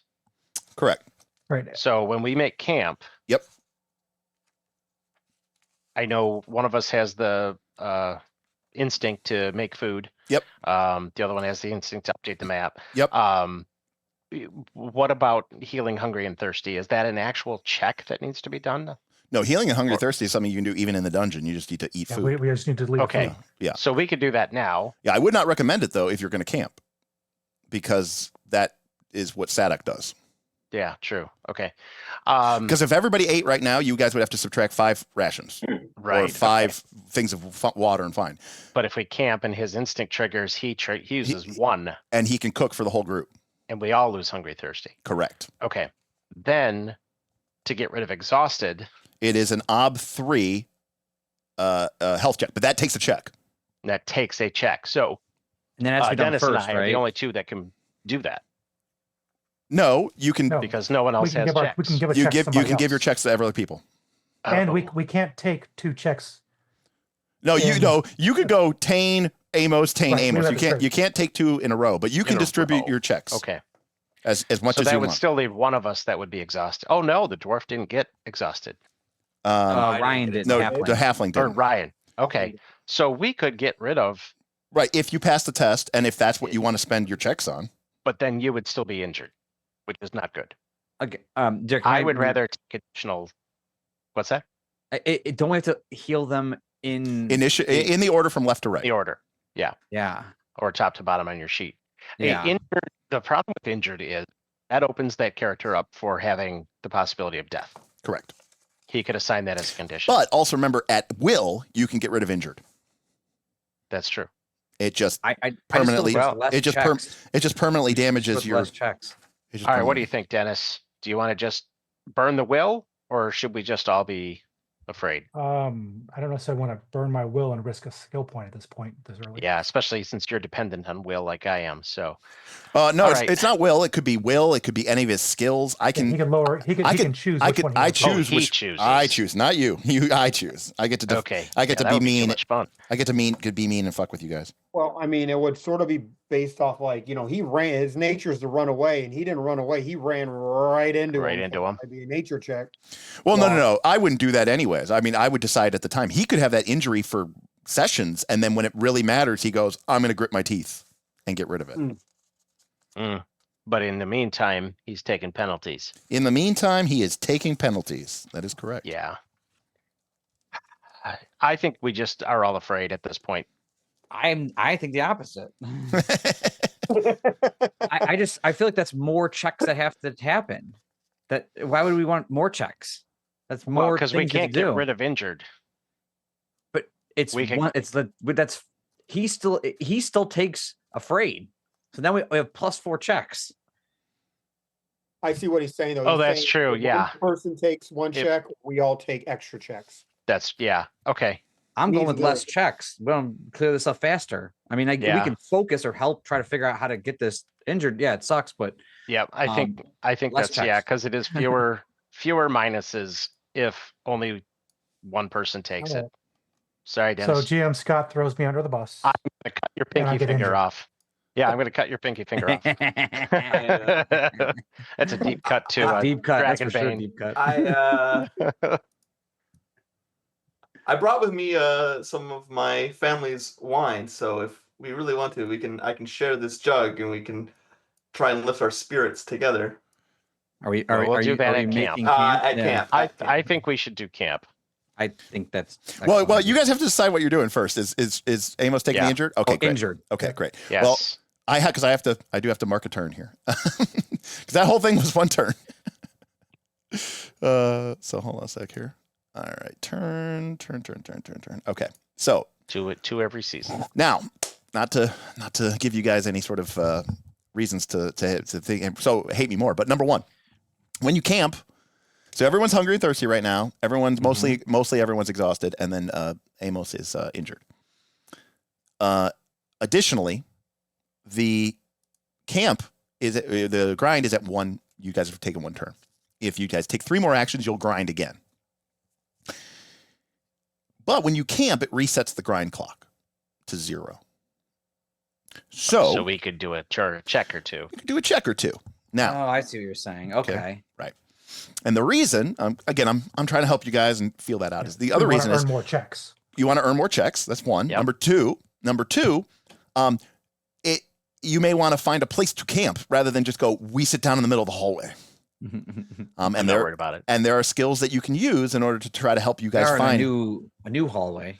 It's right. Well, maybe like a place that's a little bit more, better than this. Secure. Yes. Back to the room we just came from. Third, and this is really important. You have no freaking clue where you are right now. I mean, you fell down a shaft into the dungeon, and then you ran out of the tomb into the middle of the dungeon, and you're literally just running through these hallways. How do you map that hallway? Actually, no, this is.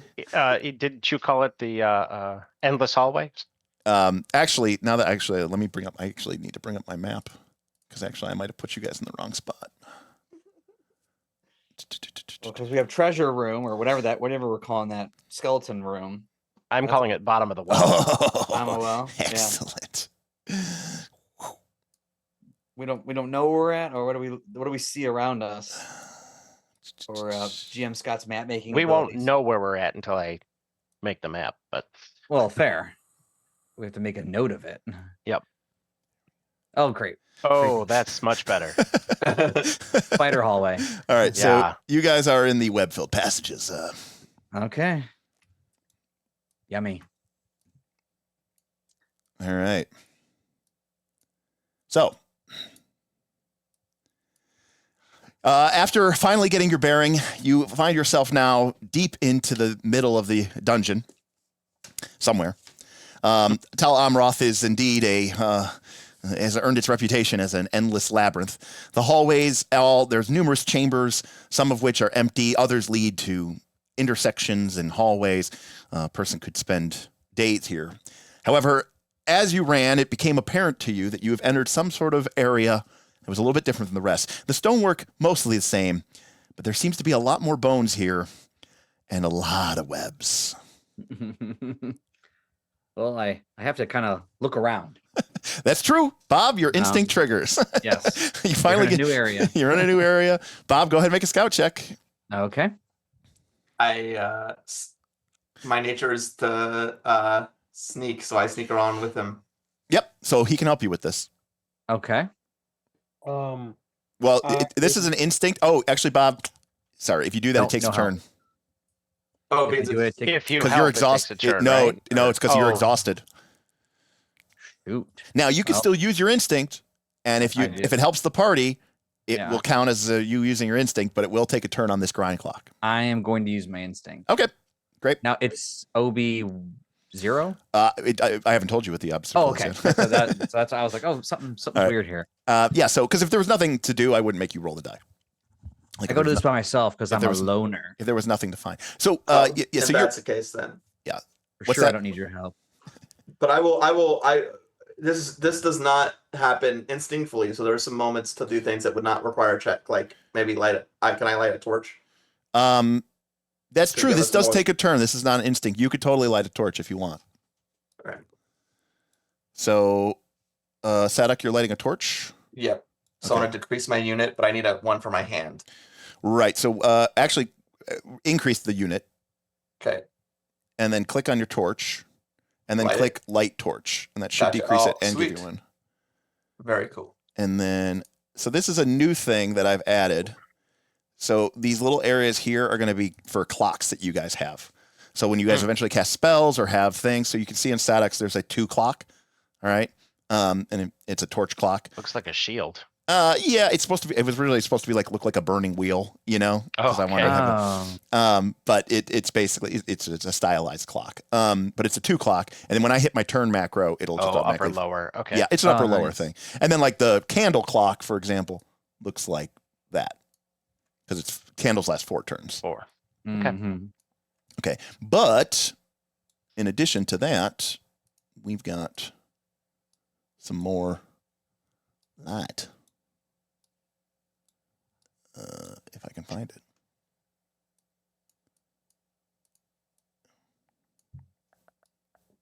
Where the heck did I put that light path? Loading, one moment. And you guys can decide what you want to do after I. So you're saying you want to be a loner, either Yeah, I'm for just gonna- I'm gonna positive, grab your bad for either bad or good, however you want. I'm gonna grab your torch from your hand though, as I go look around.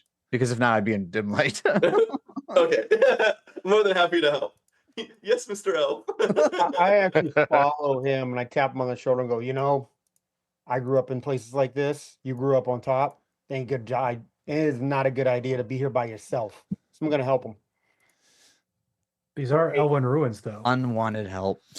No, Bob, you get to decide if you want to help or not. If you, Oh, no, I don't want his help. So I'm yeah, activating my loner ability. he is not. He is going to say nope. All right, Bob. Are you using your loner ability against yourself, Bob? It makes sense. Your friends are trying to help you. Makes sense. Do I have to find out what the OB is first? Yeah, we'll say in this case, no. You have to know. You have to make the decision for him. Then I'll go against myself. I get what You I get, get. you get eight? one check for -1 die. Okay. Yeah, because One check for my. you're turning away your friends, being a loner. You're pissing off the dwarf even more. Plus, a dirty dwarf came up to him and he was like, "I don't want to have to deal with any of this." He goes, We would be in the Carl, nice, that's it. comfortable 30-foot hallway. Hey, Those if ropes you are want to tied. wait your turn on the rope, who the hell? Why did everybody jump on the rope at the same time? You're supposed to go one at a True. time. That is actually That's how it works. that was a big. Yeah, that was a me big. because You didn't know what just you were said one- doing. once Tane got on the rope, and That's that was true. because Well, I no. wasn't being thoughtful. Yeah, Tane went, "Wong, wong, looks good to me," and then he just started Yeah. climbing. That's not going anywhere. See, a peasant would have known better, but Tane is no peasant. I was not raised a peasant. Yeah. What's sheer strength? What is tensile strength? I don't know what that word is. Oh, that all makes sense. Right. But not in the practical world. Got it. Right. Theoretically, you're like, Correct. I could have calculated. I could calculate the newtons of force, but I have no Sure. idea. But I have no idea. I don't know how much I weigh. All right. Okay, Bob. Yep. You're taking a penalty. Yes. You're going up against Ob 2. So ob 2. Yep. And then my penalty is -1 dice, so I actually need to subtract one. You should just on the list. You can say I want to use this against myself. Yeah, I click that, but No, you have it marked as for me, Bob. So There's a second drop down that appears. There's a trait section. oh, It's kind of hard to read. now I It's see like it. light blue on Oh. gray. Yeah. Yeah. So now and I'm then, at 3 dice. yes. Oh boy, Yes. this is gonna be rough. Good news, by the way. 3 dice against Ob 2 is a 50-50 chance. 50-50. Here we go. Yep. Oh, Or yeah. not. Not Nope. taking my help. All right. So Yeah. Bob earns a check, and Yep. he fails. So now I get to either give him success at a cost, or I give him a twist. So you get to mark the check and you get to mark the failure on your skill. So Or Bob, that was his instinct. How did that work? no, it's a check. Bob Still made a skill. Bob made a scout check. Bob make a failure. Yep. I'm going to give you success, Bob. Okay. Okay, Bob, you get angry. Oh. All these people are bothering you. You just want to be alone. You've made a huge mistake. The dwarf is pissing you off. If he had listened to you in the first place, you wouldn't even be in this situation. I'm like kicking stones as I'm Yeah, you're walking like you're just around. kicking around and kicking stones. However, you do succeed, and as you're sort of looking around, your eye catches a small pile of coins. Mm. Mimic. Just immediate mimic. Just like we just went straight to the mimic. Level 1. Yeah. Well, I mean, we're at level 6 now by now. I love Who it. I knows? love it. Just straight to mimic. Where's my file explorer? There it is. Okay. Why is that maximized? All right, Bob. So as you're looking around, you find a withered, desiccated corpse, which is all twisted up and messed up, and basically a literal dried up husk. And as you realize, you look at it, it looks actually like it was maybe once cocooned and it ruptured open. Okay. However, inside of it, Bob, you find Ooh. Look at that. a stack of 3, I should say, stacks of silver coins. The dwarf was looking for gold, so he doesn't need these. Yeah. Yeah, well, it doesn't look like you can carry them there, buddy boy. All right, so I'm the only one with open areas. I don't have details for these because it's pretty standard, but I will add them eventually. I just didn't get a chance to. But silver is pack 1 die of cash. Mm-hmm. Right. Copper is pack 1 half a die of cash, literally not worth anything unless you have 2. And gold is 2 dice for pack 1. So, yeah. Well, I guess I need to go get my friend to come get the silver since I can't even. I mean, I can carry one of them back in one hand. Yes, you can't carry a pile of silver. I can hold. You've the got one torch. pack space, don't you? No. You've got one empty pack space on mine. Oh, I have one pouch, and then I have one hand.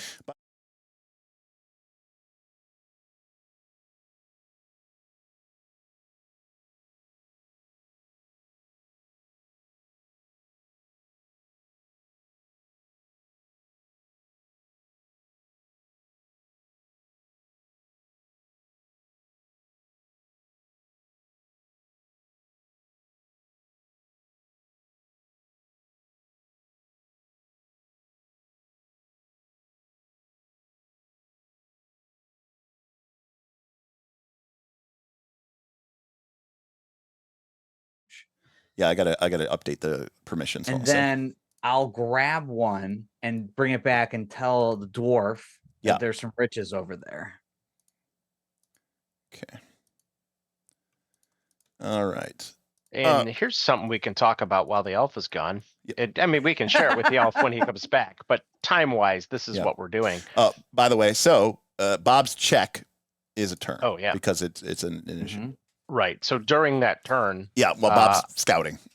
I'll talk to Amos. He's Hey, he's scouting really slow because he's exhausted. Oh, I can't. No, my pouch has wine in it. Son of a bee. Okay, no, I'm just gonna grab some silver and bring it back in my hand.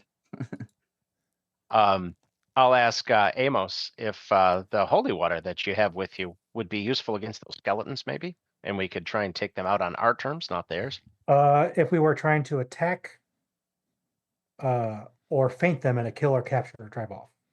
We were running away, so they weren't useful.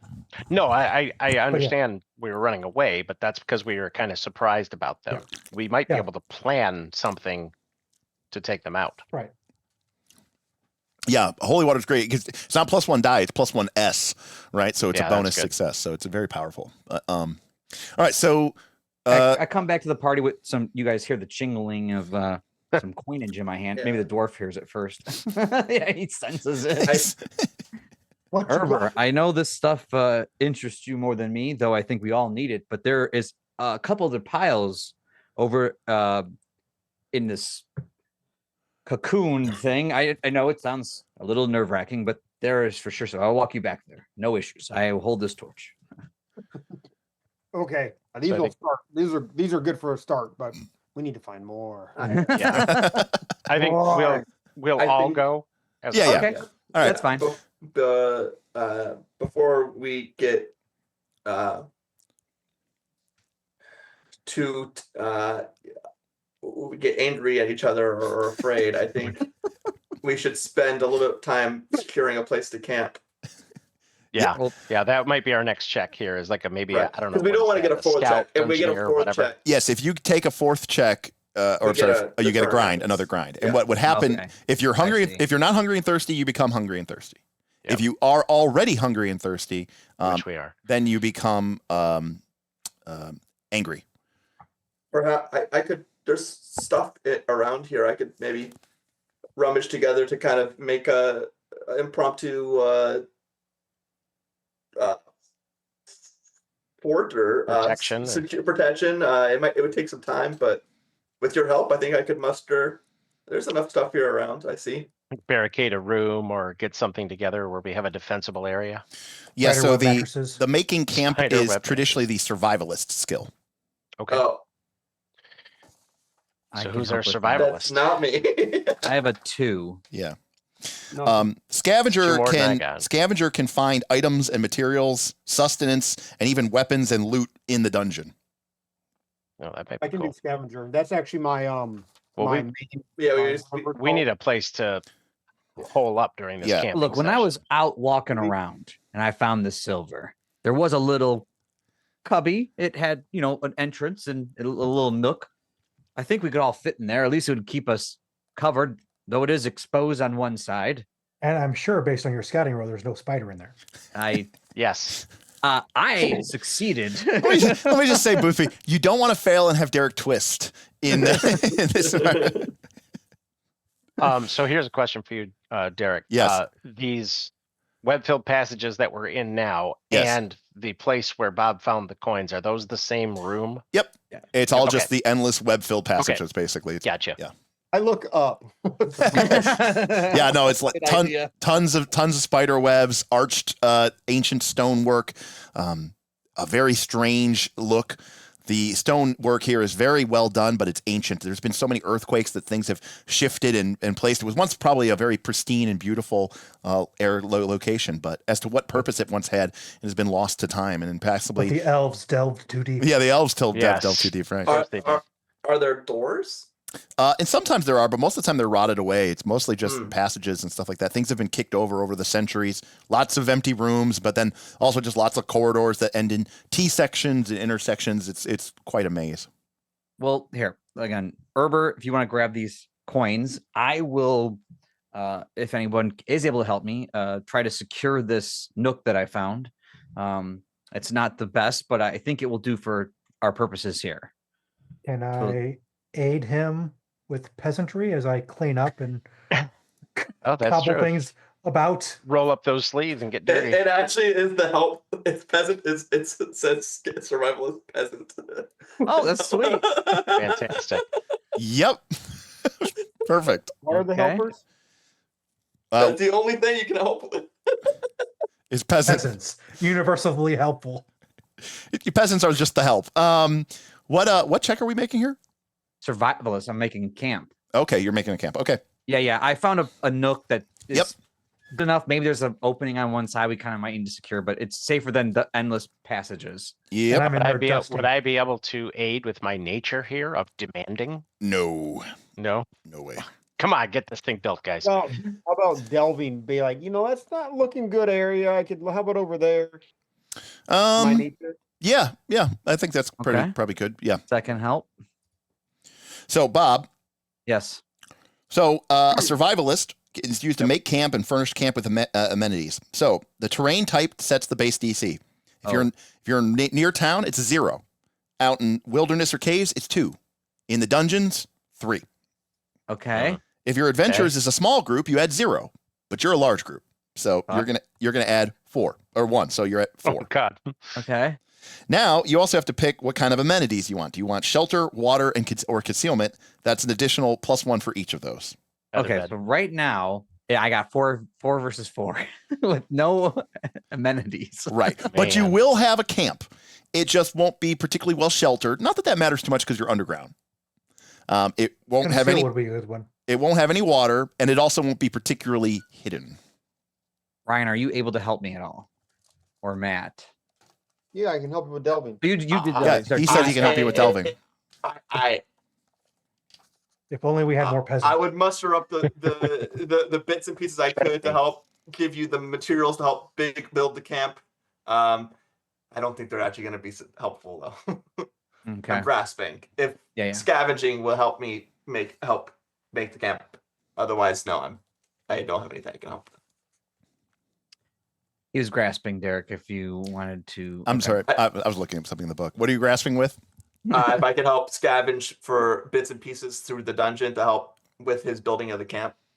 Yeah, I mean that seems like a reasonable description, and in this case, I think it's totally reasonable. I mean, you guys are trying to basically build up a little shelter area, maybe fill in some rubble or something like that. I think that's a very Barricade creative. this one wall. Yeah, I think that's very creative. Yeah, you can scavenge for that. Tane, anything from you? So that means now, by the way, that Okay. scavenger is a helpable skill with this thing. So anybody with scavenger.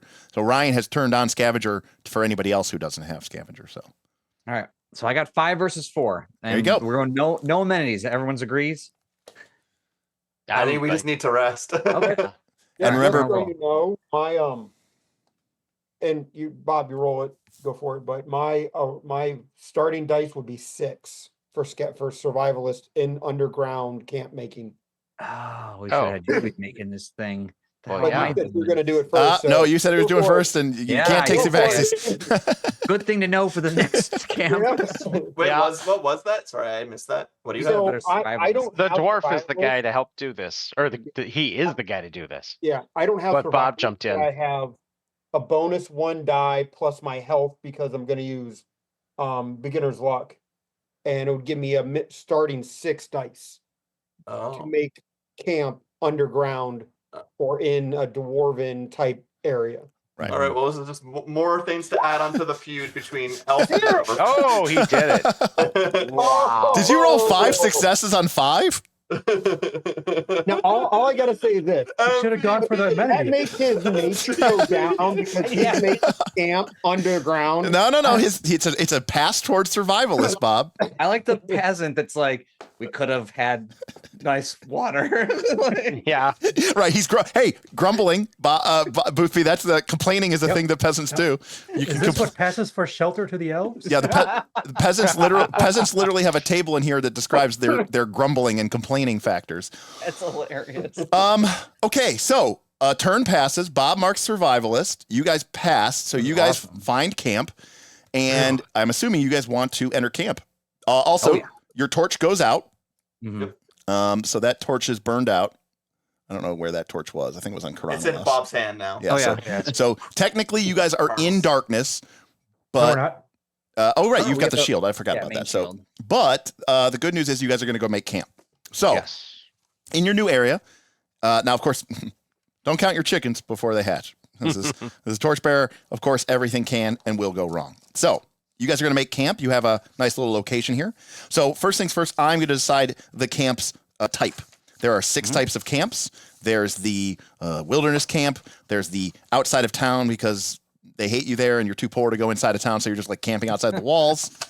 Okay. We should probably get used to that kind of camp. There's the dungeon camp. There's the ancient ruins camp. And then, of course, in your guys' case, you guys are definitely deep in a dungeon. So you're the dungeon camp. Then I select the danger level. Is the danger typical, unsafe, or dangerous? Now, I would normally probably say unsafe. But you guys found this cool location. You guys took time to find a good preparation. So we're going to say it's typical danger. Or now, does that mean you get a bonus? No, it just means you don't get a penalty, which is good. I'm awarding you, not hurting you. Correct. Not Then hurting you guys decided if you wanted to survey or not. You guys already did that. So you guys found a camp survey. Then you have to decide as a player, are you going to light a fire or are you going to keep this camp dark? Mm. I look at my shield. Well, your shield is going to go out as soon as the camp starts because that's Are the end you of the phase. cooking? Okay. So a couple of things, Bob. Yeah, does he need the fire to So cook? the camp, they assume that you have a campfire going to keep you warm, cook food, and provide light. Sometimes it is too dangerous to keep a fire going. Players may decide to keep a dark camp. Dark camps reduce the danger of calamity befalling your camp because you're in the dark, not with a light. However, actions like cooking, distilling, alchemy, blah, blah, blah, all cannot be performed. In addition, any attempts to recover are one obstacle higher if you do not have a fire. No, we got to get a fire. We got to. Yeah, we got to risk it this time. Okay.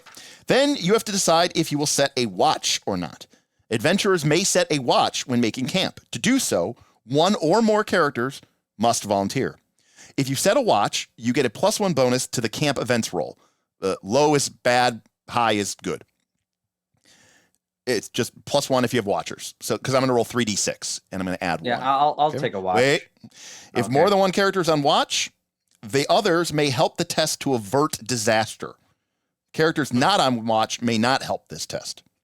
How does it work if he's cooking? Can he help? Well, You know, his instinct is he cooks, starts cooking. I'll get to this second. Jim Scott's math. Characters on watch may not make recovery tests of any kind. They may not memorize spells, and they may not purify their immortal burden. But they may spend their checks to make other tests in camps, like repairing armor, foraging for food, or cooking. So yes, he can still cook. Oh, okay. But if the result of the camp events roll is a disaster, the watch may spend 1 check to avert the disaster. In a test or a conflict. If they are successful, you may go to camp. If they failed, the disaster ends the camp. You do not go to camp. You lose all checks, and you go back into the adventuring phase. Good day, sir. Well, All right. So just I to feel like I clarify, should you keep said watch. that if I am keeping watch, I cannot purify myself. Correct. Correct. Good enough.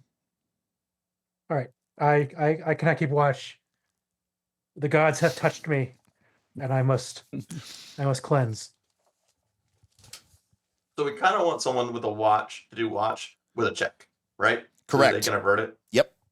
And we have amongst us all, we have. You can actually see it on the screen. Oh. The little. I think we have 5 total. You have 5 total. Yeah, I see that now. No, The Bob bacon's does have already to check. sizzling, so Yeah. Well, My instinct was to dust when we set up the camp. So Well, we still haven't really set up the camp. That's happening right now, right? Is that what this So- role is Yes, all you're about? correct. You may not actually be in the camp yet because we could end up in a disaster. So oh, okay. But if someone does the watch, they do not get any recovery. They can't make recovery checks, but they can eat stuff, right? oh, they could eat and all that other stuff. They just can't make the recovery checks. They can even take checks. They just So that's another reason why Boothby's can't take watch. I mean, I should take watch because my instinct is always make the best deal when making a deal. I and- actually That doesn't really matter right now because we're Yeah, not but in Sadok's town. the one that's the least conditioned. I should get a check. Someone should give me one of their checks, Okay. and I should. you I should can't do you the can't wa- you can't Oh. give someone a check until you're in camp. Ah. Yeah, and I don't have any That's checks. that's so why Bob's maybe gonna Well- take watch, right? Well, he can't do recovery, and he needs to do one of those. Requires him, right? Because I mean, I can pass around my family wine, but I don't know if that it will allow him to. Can he make the check still with the or the Nope. exhaust? He's exhausted. Eating and drinking is not a check. Eating and drinking is not a check. You could do that in the adventuring phase if you wanted to. it's the exhausted we're trying to get rid of in the Yeah. injury. Well, what about anger? Does anger require a? It does require a check. Yep. Yep. Yeah. Anything other than It is an Hunger ob. mercy, right? It is an ob to will check. Who's angry? Bob. Me. Do I risk it and just say I'm gonna one that's gonna make the check, and I just don't have it to or I'm just gonna be the Well, one that's yeah. on So what watch? happens in that case is you will give the group +1 to the 3d6 roll, making it more likely that you will get good results, not bad results. But in the event of a test, if there is a disaster test, you will not have a check to spend. Learning. That's a learning lesson right there. Always go with one check. the skill to take watch. To be clear, could be anyone on the watch, right? So if 2 people, 3 people set watch, 'Cause I'm anyone. wondering if I should help because I don't have to memorize any spells or anything. I do have to recover, so I don't know. And the thing about exhausted is not saying that you shouldn't ignore it, but if even one person in the party is exhausted, you guys get -1 to your disposition. So it's kind of a situation where if you're going to try to heal it, you kind of want to try to heal it all. Yeah. Right. All right, well, make your decision. I'll take watch and then we'll just go bank it. I think we need to try, right? We all need everyone else needs to try and make a check. Yeah. Okay, perfect. In that case, time to roll. Got my dice here. I'm already putting I'm thinking while I'm watching around, I'm preparing in my head what I'm gonna cook for everybody. It occurs to me I could have just rolled this story. 13 + 1 because you have keep watch, so 14. Okay. All right. Higher result sounds good. Okay. I'm- This is really appropriate. So you guys are setting up watch and you guys go into camp. There is no disaster. Okay, that's good. And then Sadok immediately starts setting up looking for food and he finds fungus. Oh, He nice. finds a patch of glowing fungi that have a sort of a natural bioluminescence and in a very dungeon meshy type of way, you think would be very tasty as a cooking ingredient as well.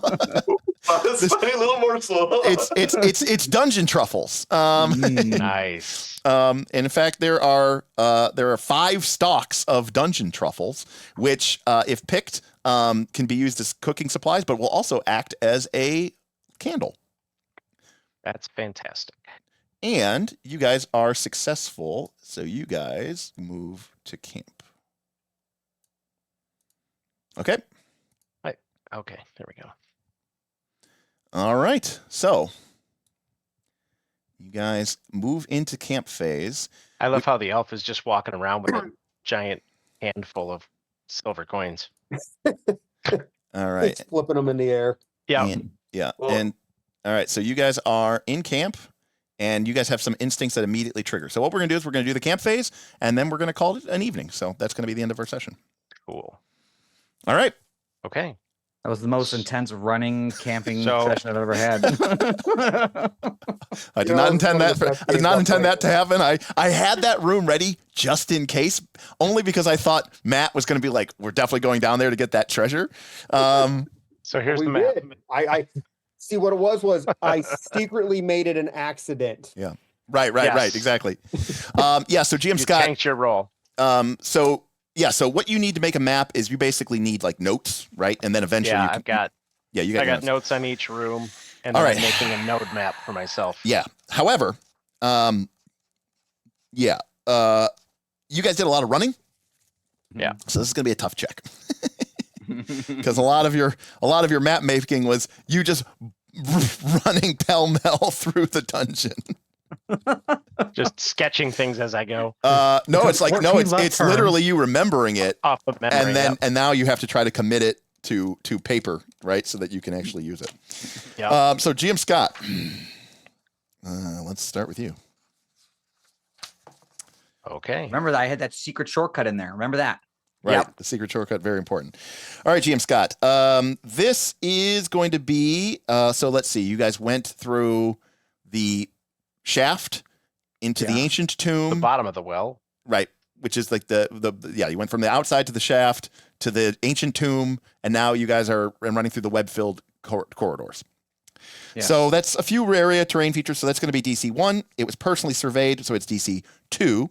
So that's the way. By the way, for anyone trying to figure this out, so if we go to page 162 in your book, Two.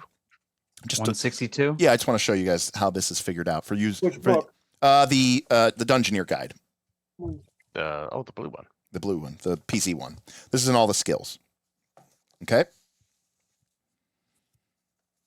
So the first thing is we start with the area. All right. Oh, okay. Are we doing a bunch of rooms? Half the level, or just a few areas and few rooms? In this case, it's just a small area, so we're just starting at 1. And then the next thing over says plus information. So like we're going to add that to whatever was in the first one. So we're starting with a base value of 1. And in this case, the information was personally surveyed by GM Scott. So we're adding 1. If someone told him about this, like if somebody was like, oh, there's a crypt that leads into some web-filled hallways, but if you keep going to the right, you'll eventually make your way out, then that's a plus cool. 3. So the DC here is 2. Now, or ob 2. Yob. Yeah. Now, as a GM, I have a rule called evil GM factor, where I'm allowed to add plus 1 ob if I feel like my evil GM factor is appropriate, and I am. If So this we is were running. so in this case, you were fleeing through the dungeon with skeletons chasing you. It made it a little bit tricky and tough for you to keep your bearings.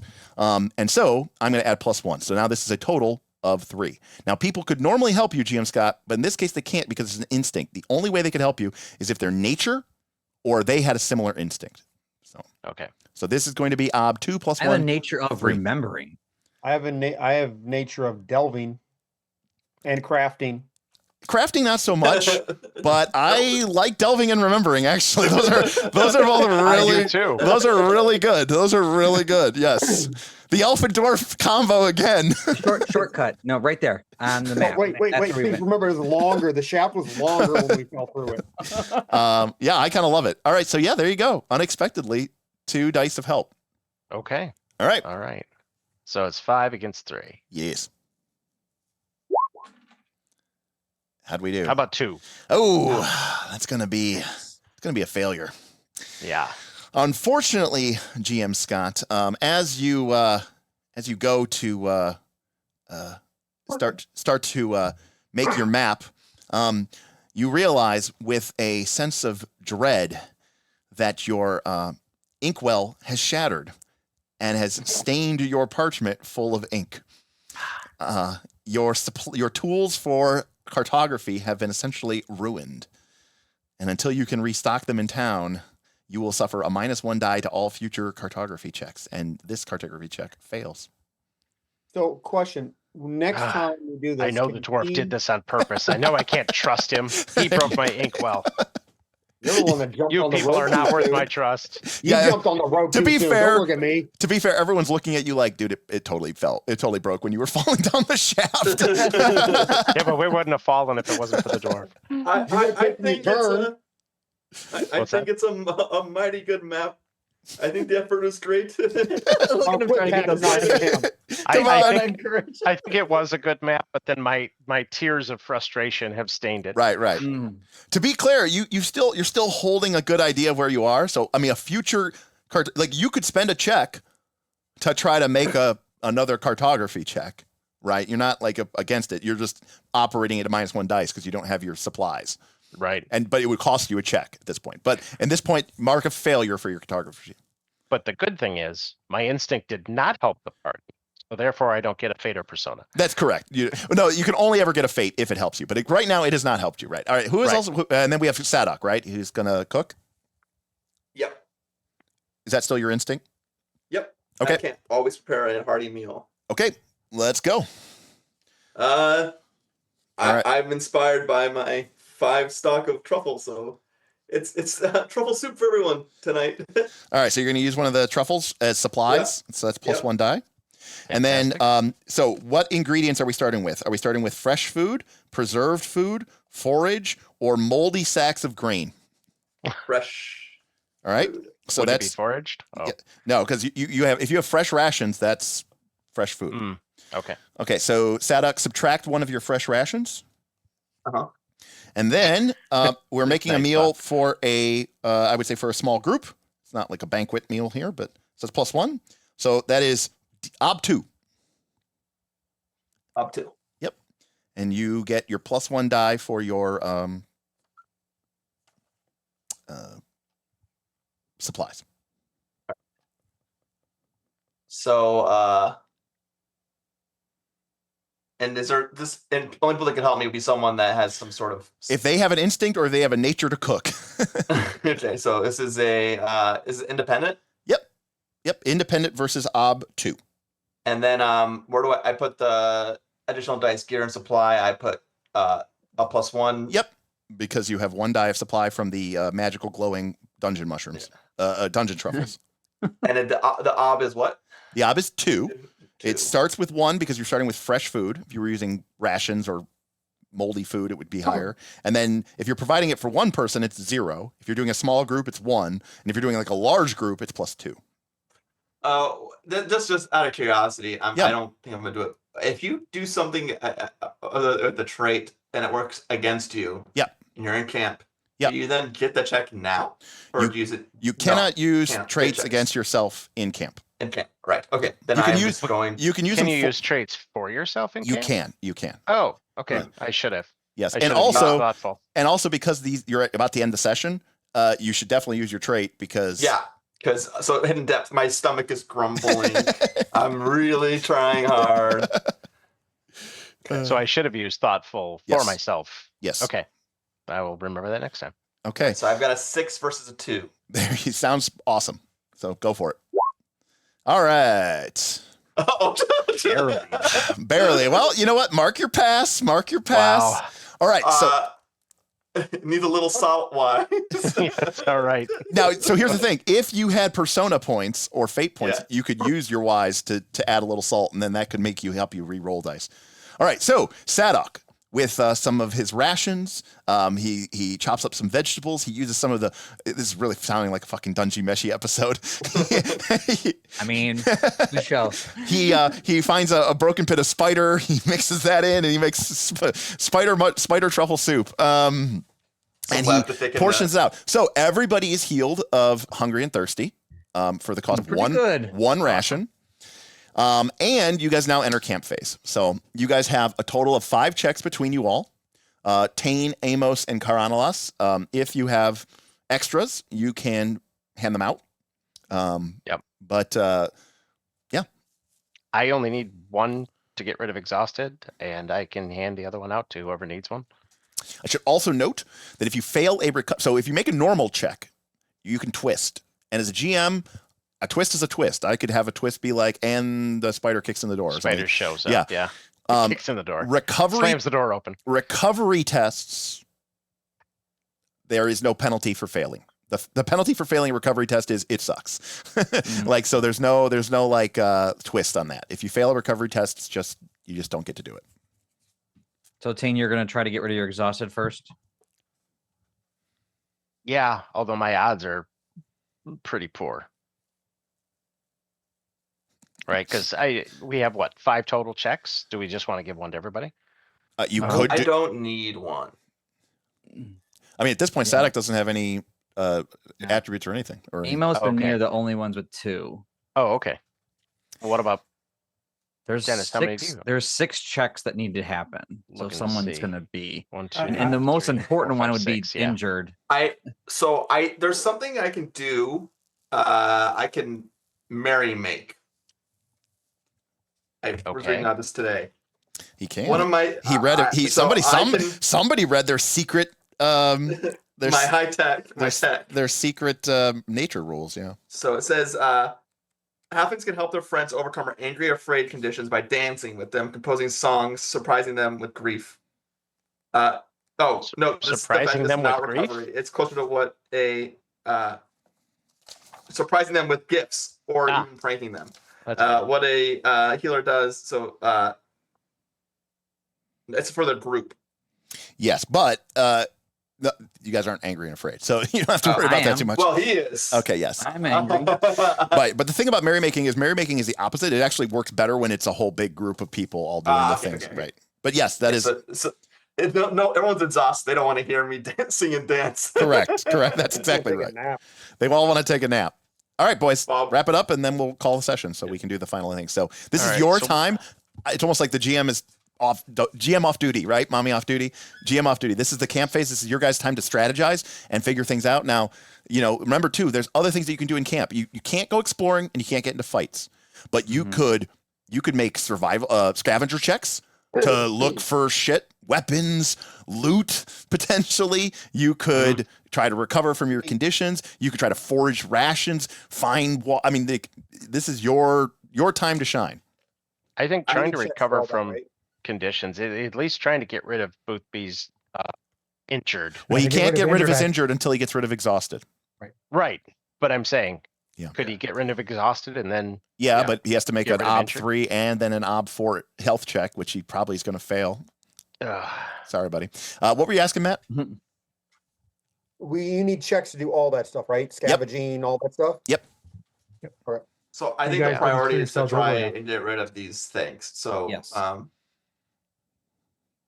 yeah, if you 'cause have a there's- check, you have to use it on yourself, right? You can't just give away your first. You check. cannot give. Yeah, I'm reading it as you can give away Yeah. extras, but you can't Alright. give away all of them. Yeah. So Carnalist should drink up and try and not get me angry because he has to get rid of that first. It's the first one on Yeah. the order. Yep. It's his only check. If Carnalos drinks his wine, it does give him a bonus die to recover from angry or afraid. I think I am going to take the wine out and put the coins in the pouch that I was holding. So You don't it'll need- flop. No. Your coins there's no pouch. You don't have a pouch spot for them. The wine's in. The wine Oh, the is in wine your skin's in there. The Okay, wine's so- in your wineskin. So I don't even have anything in my pouch. You don't have. You don't no, have. your don't have pouch. a you have pouch. You have a You have a pouch belt slot. that has Wolfbane in it. Yeah. Oh, so I can get rid of the Wolfbane and put the coin. Okay, well I hold the coin some more. I'll As just soon as you drink, get rid of the Wolfbane, we're gonna get attacked by werewolves. You know that. drink the wine to add a dice. Yep. Um, Can you delete that wine, Bob? Do you have permission to delete it? Yep. Okay, great. Yep. So I go have ahead. my wine skin. Wine's empty. All right. So go ahead and remove one of your checks from your sheet. You can do that by pushing X. Where is the check on the sheet? Bottom left, I think. Or Under your traits. Are those your checks? yeah, under Yep. traits. Yep. Because traits are attached to checks. So I. Hit Unclick. the X to remove your last. Oh, one. that's right. X does it. Yeah, it's a little Oh, I have to go weird. in edit mode. No, I could just do it right here. Yep. There we go. Did that go? No. You hit the X. You have one trait. There it goes. Okay. I didn't know which one you had to do it from. Trade circles on the right. Yep. And Okay. now And then I make make a will check. Yep. And Yep. you're going to add 1 die of gear because you're using or supplies, whatever, same difference. And then that's it. To go into a little bit of I don't know, because it's a will check. I was wondering if I could sing. You talked about merrymaking is a way to get rid of angry, and singing, is that a thing I can do with the singing? or does it have to be more of nature? No, maybe and somebody else. spirits? Maybe somebody else, but not you. You know. Okay. Could I, Then just a but my merrymaking is more of a group thing, so that wouldn't really Yep. help him. Correct. Okay. So So a party of one is no party at all. Well, we're two of us. so it's a gear dice that I add. Yep. Yep. And then what's the OB? 3? It's 2. 2. 2. Yep. There Yep. we go. Angry's the easiest thing to get rid of. Oh, barely succeeded. All right, but you did succeed, and that means it's a passed will check. And Not that bad out there, guys. and you get rid of it. So, all right. So 1 check down and 1 condition down. And Bob, don't forget to mark a pass for will. Oh, that's right. Yep. Okay, you. so now if we Amos can will now all try- get rid of exhausted. Amos will try and get rid of his exhausted All right, go Okay. for it. It's This is a- Ob 3 health check. health check. Now, Amos, you have a cloak, so you get a +1 die.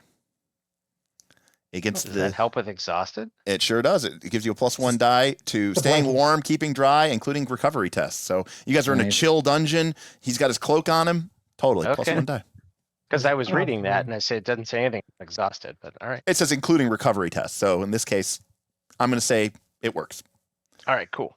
It's a lot nicer to have a cloak because you guys don't have any like bedrolls or backpacks or bedrolls. So like just having that cloak to kind of wrap up around you, get next to the fire, recover from exhausted. That Yeah, cloak but looks I am mighty of course comfortable. -1 die because I am injured. No, luckily that the penalties for those dice did not. If you hover over it, you'll see it says -1 die to skills, nature, will, and health, but not recovery. Oh, is there something I can check to make it a recovery check so that it's not giving me -1 die? Oh, is it doing that? You can just give yourself +1 die and cancel out. Just the other dice bonus. All right, So it should be what? 5 dice? 5 dice versus Op 3. Yep. Good luck. 50-50. I am no longer Hey. exhausted. Hey, look at that. Nice. Nice. And mark a Fantastic. past check for health. Yep. All right, well, that's big. That's big. Also, Amos, remember to go to your trait section on the front page and click off one of the checks. The way you click down to 1 check is by clicking the 1 check, if that makes sense. Like if you click the 1 circle, it'll go to 1. If you click the X, it'll get rid of all of them. Does that make The sense? circle Gotcha, that I you think click so. on is what it fills up to, but the Yeah. X gets rid of them all. All right, got it. So 1 check left. Yep, 1 check left. Okay, next. Amos cannot take a check right now because he can't go back to back. So, I guess I'll try to get rid of mine. all right, well, you got a cloak too, buddy. Yep. So it's what, health? Yep, Ob 3, yep, you said? yep. Health check, no trait in this case, because, well, could I thoughtfully try and use my cloak? I don't Yeah, I know. didn't I don't think so. No, thoughtful's not going to help you recover from exhaustion. All right. Gear supplies focus. That sounds about right. So 1 die for gear. So I have 4 dice versus Ob 3. Yep. That sounds right. Let's do it. Need 4s and 5s. Come on. Got there it. we go. Hey, look at that. All right. Nice. Past health. This is going really well for you guys. Yeah, that's fantastic. All right. So that's a past health check for Tane and also lost a check, but also get rid of your exhaustion. So good. Nice. All right. So you've got Tane is clear, Sadok is clear, Erber, Amos, and Karanalas each or have a Yeah, condition so left. you guys want to give us your extra checks? and you Me have and 2 checks left. Nope. Sorry, guys. I don't want to be the teacher's pet, but would Tane have his last check because he was exhausted and he can't use instinct when he's exhausted? And he Oh, didn't. yes, that is true. Oh. You can't use an instinct when you're exhausted. That is true. Well, it's a good thing I It's a good thing you had that didn't extra fail check. my. No, No, that's it's a good thing I didn't succeed in my yeah, that's a good thing you didn't succeed. That's right. check anyway. Well, it was still an instinct, but you don't get to use it for free. That's a good point. Thank you. That's not teacher's pet. That's the way the game is supposed to work. All right, Tane. Take off one of yours. You got to take off one. You got to take off the check because it took a check. I mean, I think you guys would have made that check anyways because of the importance of having Yeah, a map. I think so. So, I think it'd been worth it anyways. But yep, good point. I did make the check. All right, regardless, Amos. now the- Last check. So now it doesn't matter who. So All right. now it doesn't matter. But yeah. So Give it to I have Erber. some very important choices to make. Yep. It's up to you. So I can try and get rid of my injured Yeah. because right now it's injury is -1 dice to everything I do. Right. I And am you can also cursed by the gods at the moment still. Oh, I would. Yeah. Right. You And also need have to- you also have more immortal burden. Yeah. Yeah. Do one of those. Yep. So I'm not Because sure which right I now, should go trying to with. heal one of the exhausted wouldn't help What's- because What's as the long as odds one on your 2 person's rolls? exhausted, No. Yeah. Yeah, I say go for the injured, even though Yep. it's a higher. Well, remember the other thing about the exhausted is the exhausted also doesn't let you use your instinct for free. So Karanalos not being able to scout for free is a thing. I don't Oh, know. that's That might good. help Mine's- us. Mine doesn't really matter right now, so. Well, but I mean, I also would go for injured. I like high risk. Yeah. Now the other thing is, can I use the healer skill to try and recover from the injured state? Yes. So, Can would any that of us be well, aid keep in or- mind, check? by the way, keep in mind that a healer skill is not recovery, so you would get the -1 die penalty for being injured for that. Right. Just FYI. Just to let But you is know. that easier than those 4 success? So it depends what you're treating. In your case, what was it? You got tore up, right? By the Yep. by the By the creature. undead as he raced through them, Yep. It plunged is. his way through It them. is ob 3. So it's 1 ob less Yes. if I do healer, Yep. 1 die more if I do. So it's about the same. Yeah, because you also lose a die because you'll be making a check. Yeah, that's true. Is there any way? Well, Well, the Or do you good, wanna be however, kick-ass? however, you can be helped with healer by survivalist and alchemist. Right. Yeah, I got alchemist. I will help. Did survivalist? Yep, survivalist. I am definitely going to get in there, and I can help. So that might be the better option. I'm going to let you know which dirt to rub in it. So I got 2 dice of help. Yeah, I mean, which one are you going for? You said I'm trying to medically treat myself. okay. I'm gonna pour some of the wine on it to disinfect it. So I am good. an early riser. Can I get up early in the morning to get everything ready for my attempted impromptu surgery? No. No. No, not this time. I'm going to thoughtfully tell you how to do the alchemy. All right, so ob 3, medicine, Can 2 I, help, right? So 4 dice versus ob 3. Yeah, so you got your base healer plus 2 help minus 1 die. Yep. Okay. About need a little salt wise. It sounds like terrible. Salt in it though. It sounds terrible. From a distance. Oh, Oh. Hey, wow, look at that. Great roll. Final check. Healer, get a pass mark. Did you guys pass everything? Oh, except for the cartography check. That was a disaster. Yeah. What can you say? They weren't going to have the map next time anyway. Yeah, that's true. But also, too, let me be very clear about something. If you guys had passed that cartography check, you could just like go back to the shaft and go back to like you could just like go fast travel. Or Yeah, Wow. I'm That would aware, have been sick. I'm aware that I should have done thoughtful. All right. Well, Amos, Hey, can you let him roll a die to see if he would have made it? yes, roll 1d6, GM Scott. See if that extra check would have made it. Let's see. Just for the rub-ins. the lulls. The little salt one. Nope. All right. We don't have to feel as bad. Okay, That was a great. worm. All right, so Amos, subtract your final check, and you guys will go out of the camp phase, and you'll be basically starting next session back in the adventuring phase with no checks. But you have 2 characters who are exhausted, but other than that, you guys mostly recovered from your goals. So we're gonna end the session there.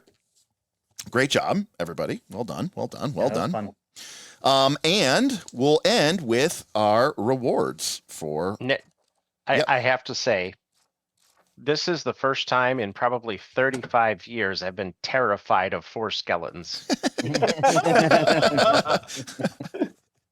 Run! Thanks, Luke and Tor. Yeah, Thanks. yeah. Well. Dennis was really great there of being like, Yeah. these no things kidding. we do not want to drive them off. That is not going to end well for us, right? Because Yeah. they are undead. They're not going to break morale Yeah, they're You gonna know, kill us. unless we can like physically push them into something. And you all know? my enchantment spells are useless. Right. So very, very intelligent there. And actually, I'll just let you guys know, flee is their worst conflict. Wow. So you guys, That you was- guys, okay. you guys picked the best conflict. Go against them. humans. Yeah, and it also worked out really well because you had all that running. Yes. All right, so we'll go left to right as we always do. We'll start with Bob. Bob, Okay. let's talk about your belief. What's your belief, Yes. Bob? I don't need anyone's help, especially not the person in the Saturday crew vests. All right, so I don't need anyone help. So Bob, I think you did. Two people offered to help you. You actively shut them down to go do it on your own. And so I that was a totally roll, think, yeah, and it was a role. It was an important role. So you totally acted on your belief. So Bob, earn a fate point. Yep. Nice. All right, Sadok, what is your belief? My belief is I will keep our spirits high, so good things will happen to us. All right, Sadok, do you believe you acted on your belief? I think so. Okay. I don't know mechanically. I mean, I cooked for everybody. Got everyone- Yes, that did help. That did help not for sure. mechanically. And then I was trying to be. It's also give encouraging words. Yeah, it's also partially a group distinction. I mean, obviously, no one's going to be a dick here, but I think that you did a good enough job of being a cheerleader, and you did take the actions to help the group and the cook, and you were smart. And Yeah, you went and found those truffles. you commented on the check. You were a good boy, so so you earn a fate point for that. Teacher's pet indeed. Okay, It's fate and a half. It's almost a persona. Tane, what is your belief? I believe that people are not worth my trust. And I Okay, don't really think I acted on that. I complained a lot, but I Yes. didn't act. okay, that's fair enough. And again, GM Scott's being very honest with himself, and that's totally respectable. So, you have to in order to act on your belief, you have to stand up and take action in a manner driven by your belief. This can manifest in a test, an extremely good idea, or a very strong instance of role play. So if that, it doesn't necessarily have to be a check, but it has to be something, like a big thing that like make a decision. If you, it's not enough to talk about your belief or to grumble about it, nor is it enough to offer a line or two of dialogue. So I think you're being very reasonable there, and I agree with you. All right, Amos, what is your belief? That I am the defender of the defenseless. And I'm not in love with my belief. Okay. Nor do I think I particularly did anything. No, but you you held that door. I think the holding the door and counts. took the check against yourself while holding the door. Well, that's But I'm just saying he was and really protecting us. And you bust through the skeletons to lead the group to safety. Mm-hmm. You took injury when we could have all taken afraid. So that was Yeah. Yeah, you took that injury instead of Well, I everybody made taking him do that. But yeah. No, I think you did a good. Now remember though, you can change your belief at the beginning of every session. Yeah. I don't know. Yeah, I'll think about that, but Okay. I'm happy with it for now. Okay, I like how Matt and Dennis have slowly slunk down over the thing, and so like now there's like the They heads get are lower. That's the Smith effect. or That's the Tim Smith effect. is the Tim effect. Yeah. Yeah, the Tim effect is just down here by the end of it. All right, My back was getting tired. So all right. what does that do for me? So it gives you a fate point. So it's on the front part of your character sheet, and you just mark that you have a fate point. And then Erber, what was your belief? I will never leave loot behind, and I left that necklace behind. You did leave that so- necklace behind, so definitely not. Okay. And I don't think that you went against it like in a dramatic fashion where you were like, no, I will not go after that loot. This person means too much to me. So it's not like you like gave up on that belief. Kept checking back The to see silver if that came out of that you cocoon did does keep not belong to us. looking back to that. All right. So we're good there. All right. So next, goals. Bob, what was your goal? to find this mysterious black unicorn or any information about it, and I did not. I don't think you did either. Sadok, what was your goal? I want to impress my team with my cleverness. All right. Did he do that? Did anybody feel like Cleverness? I mean, so with his cooking, for sure. yeah, that's not necessarily clever. The cleverness. During the running fight, didn't you do something clever? No, that was Matt. Oh, that was the dwarf, doing yeah. that was clever stuff. I thought. Yeah. And again, also too, when this is a good idea, like if we're playing and you do something and you think it's a good Should mark qualifier, it just down, mark it, yeah. write it down, mark it down. That's a good point. All right. I'm not thinking. Now Of remember, anything he didn't where necessarily have to accomplish it. He just had to work towards it to earn the fate Yeah. point. True. I was trying well, to. Yeah, I It think was- I think I you was- scavenged and you got those Yeah. mushrooms. Yeah. I mean, that was clever, right? Yeah. So yeah, you definitely didn't. There was certainly an effort to do that. I don't know if I actually. You So did not. fate. I agree. You did not achieve it, so no persona point, but you do get a fate point for working towards your goal. Tane, what was your goal? My goal is to make a better goal for next time. Okay. Because I did not find the dragon-bound dagger. Okay. And you didn't And really I get didn't a make any chance to progress to look whatsoever. for it. Yeah, right. Nope. Amos, what was your goal? To find Cart the missing shepherd boy, and he is certainly not in the tunnels we ran through. Well, So we I have don't know. eliminated some rooms. That There you go, that's pile of progress. silver out of the cocoon. Did he have a name tag? Hello, my name is Kurt. No, We didn't check. no, I don't. Thanks. I don't think so either. I don't think you really did a good look. But you know what though? You are exploring the dungeon, and Yeah, you know, process of elimination. so GM Scott, I'm going to say yes. You get one, and Dennis, you guys get one. So you guys get a fake because you are exploring the dungeon. You're looking for it, like you're making your way through it. That's the way you would kind of go about looking at it. It's a little soft, but it's the first session. We'll be nice. All right, Erber, what was your I'll goal? take it. I will find gold. So I fell 150 feet down. Yeah, and you found gold. Found gold. Like a little elf. So All right. yeah. I'm going to give you a fate point, not a persona point, because you found silver, and that you're working your way up the chain. Electrum next time, and Well, then he found the gold. He Yes. didn't say he should take it. all right. So that's a fate Left point. it behind. All right. Benefit from your instinct. Who benefited from the group, and who benefited from their instinct, or who benefited the group with their instinct? The three of you. All right, guys. Everybody, I don't- mark a fate point. I can't think of anything I did that was particularly dirty jobbish, except for aiding with when- the camp. No, you have to have made the test from your instinct. Okay, so Yeah. yeah, no. Oh wait, so mine was not an instinct at the time. I was No. It still might be an Oh. instinct, Not even if trait, it cost instinct. you. Yeah, not a Okay, trade. so then it was my instinct to check, and then I didn't benefit I found the either. silver and whatnot, and eventually found a nice place for us. Right, to- and Sadux was go. to cook. Yep. So that obviously. Okay, so that's So- a fate point. Yeah, so you have to have used your Okay. instinct and succeeded. Yep. And it had to have helped the group. Okay, Yep. that's worth a fate point. All right. The last one's sort of more of a grab bag. It's called gallows humor. I don't really like it. It's really just like I don't know, just throw it out there. Give yourself a fate point if you think you did a good job role playing. You know, like Did a good job role playing. yeah. if Well, I you- thought it was the jokes when things were really bad, right? That's what Isn't gallows that what it humor means. says? Yes, Yeah. it's like when you make like a dry death, you know, like a very dry, witty, sarcastic remark or something like that. But for me, I don't really care if you do that. I just want to Did say, anyone not do that? Yeah, that's what I'm saying. Right? Yeah, Like, exactly. yeah. So I think everybody did a great job for this. I think everybody Okay. earned a fate point for that. So All right. Woohoo! basically, as long as you put forth some effort, you know, you highlight some of your traits, you highlight some of your nature descriptors, some of who your character is. As long as you make an effort to do that, you talk a little bit in character. As far as I'm concerned, you know, you kind of keep it a little bit funny and light. Everyone's going to earn that. So just keep that in mind. All right. Okay. Persona points. No one acted against their belief. No one accomplished their goal. So we're out there. And no one had a creed. So you guys have to vote. Who is the MVP? The player who made the critical role of the session earns the MVP Persona Award. The group decides who gets the MVP award. Only one player can be the MVP. One cannot earn MVP and Team Worker. And so I'm gonna team go with- worker is Team Worker is the player who worked the hardest to keep the group together and in good shape, earns a Persona point. These are both worth a Persona point. The reward goes to the ones who helped despite the risks, who spent their gear, their body, their lives to sacrifice for the goals and the future of their companions. The group who decides who gets this reward, only one player can earn it. You can't earn both. So I want to give at least, I was thinking MVP to Dennis just because he succeeded on that light roll, which helped us not to worry about torches for the whole dang session. well between That's that and pretty and good. charging his way through the Yeah. Getting through a couple times, some good critical rolls on both. And that's why I was attack saying rolls he either had. MVP or teamwork. Something, I yes, think one of those two is going to Probably be- MVP. Yeah, that's how I was going to do. Yeah, yeah, greatest player of all time. Yeah.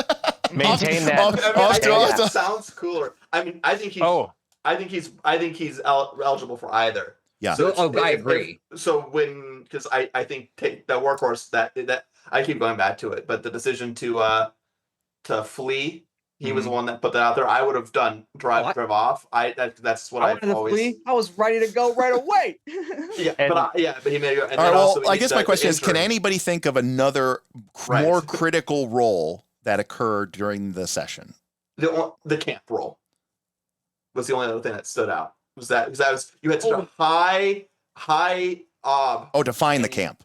yes, Yeah, and you got that's when I rolled a 5 to So- 4 check. Succeeded so on 5.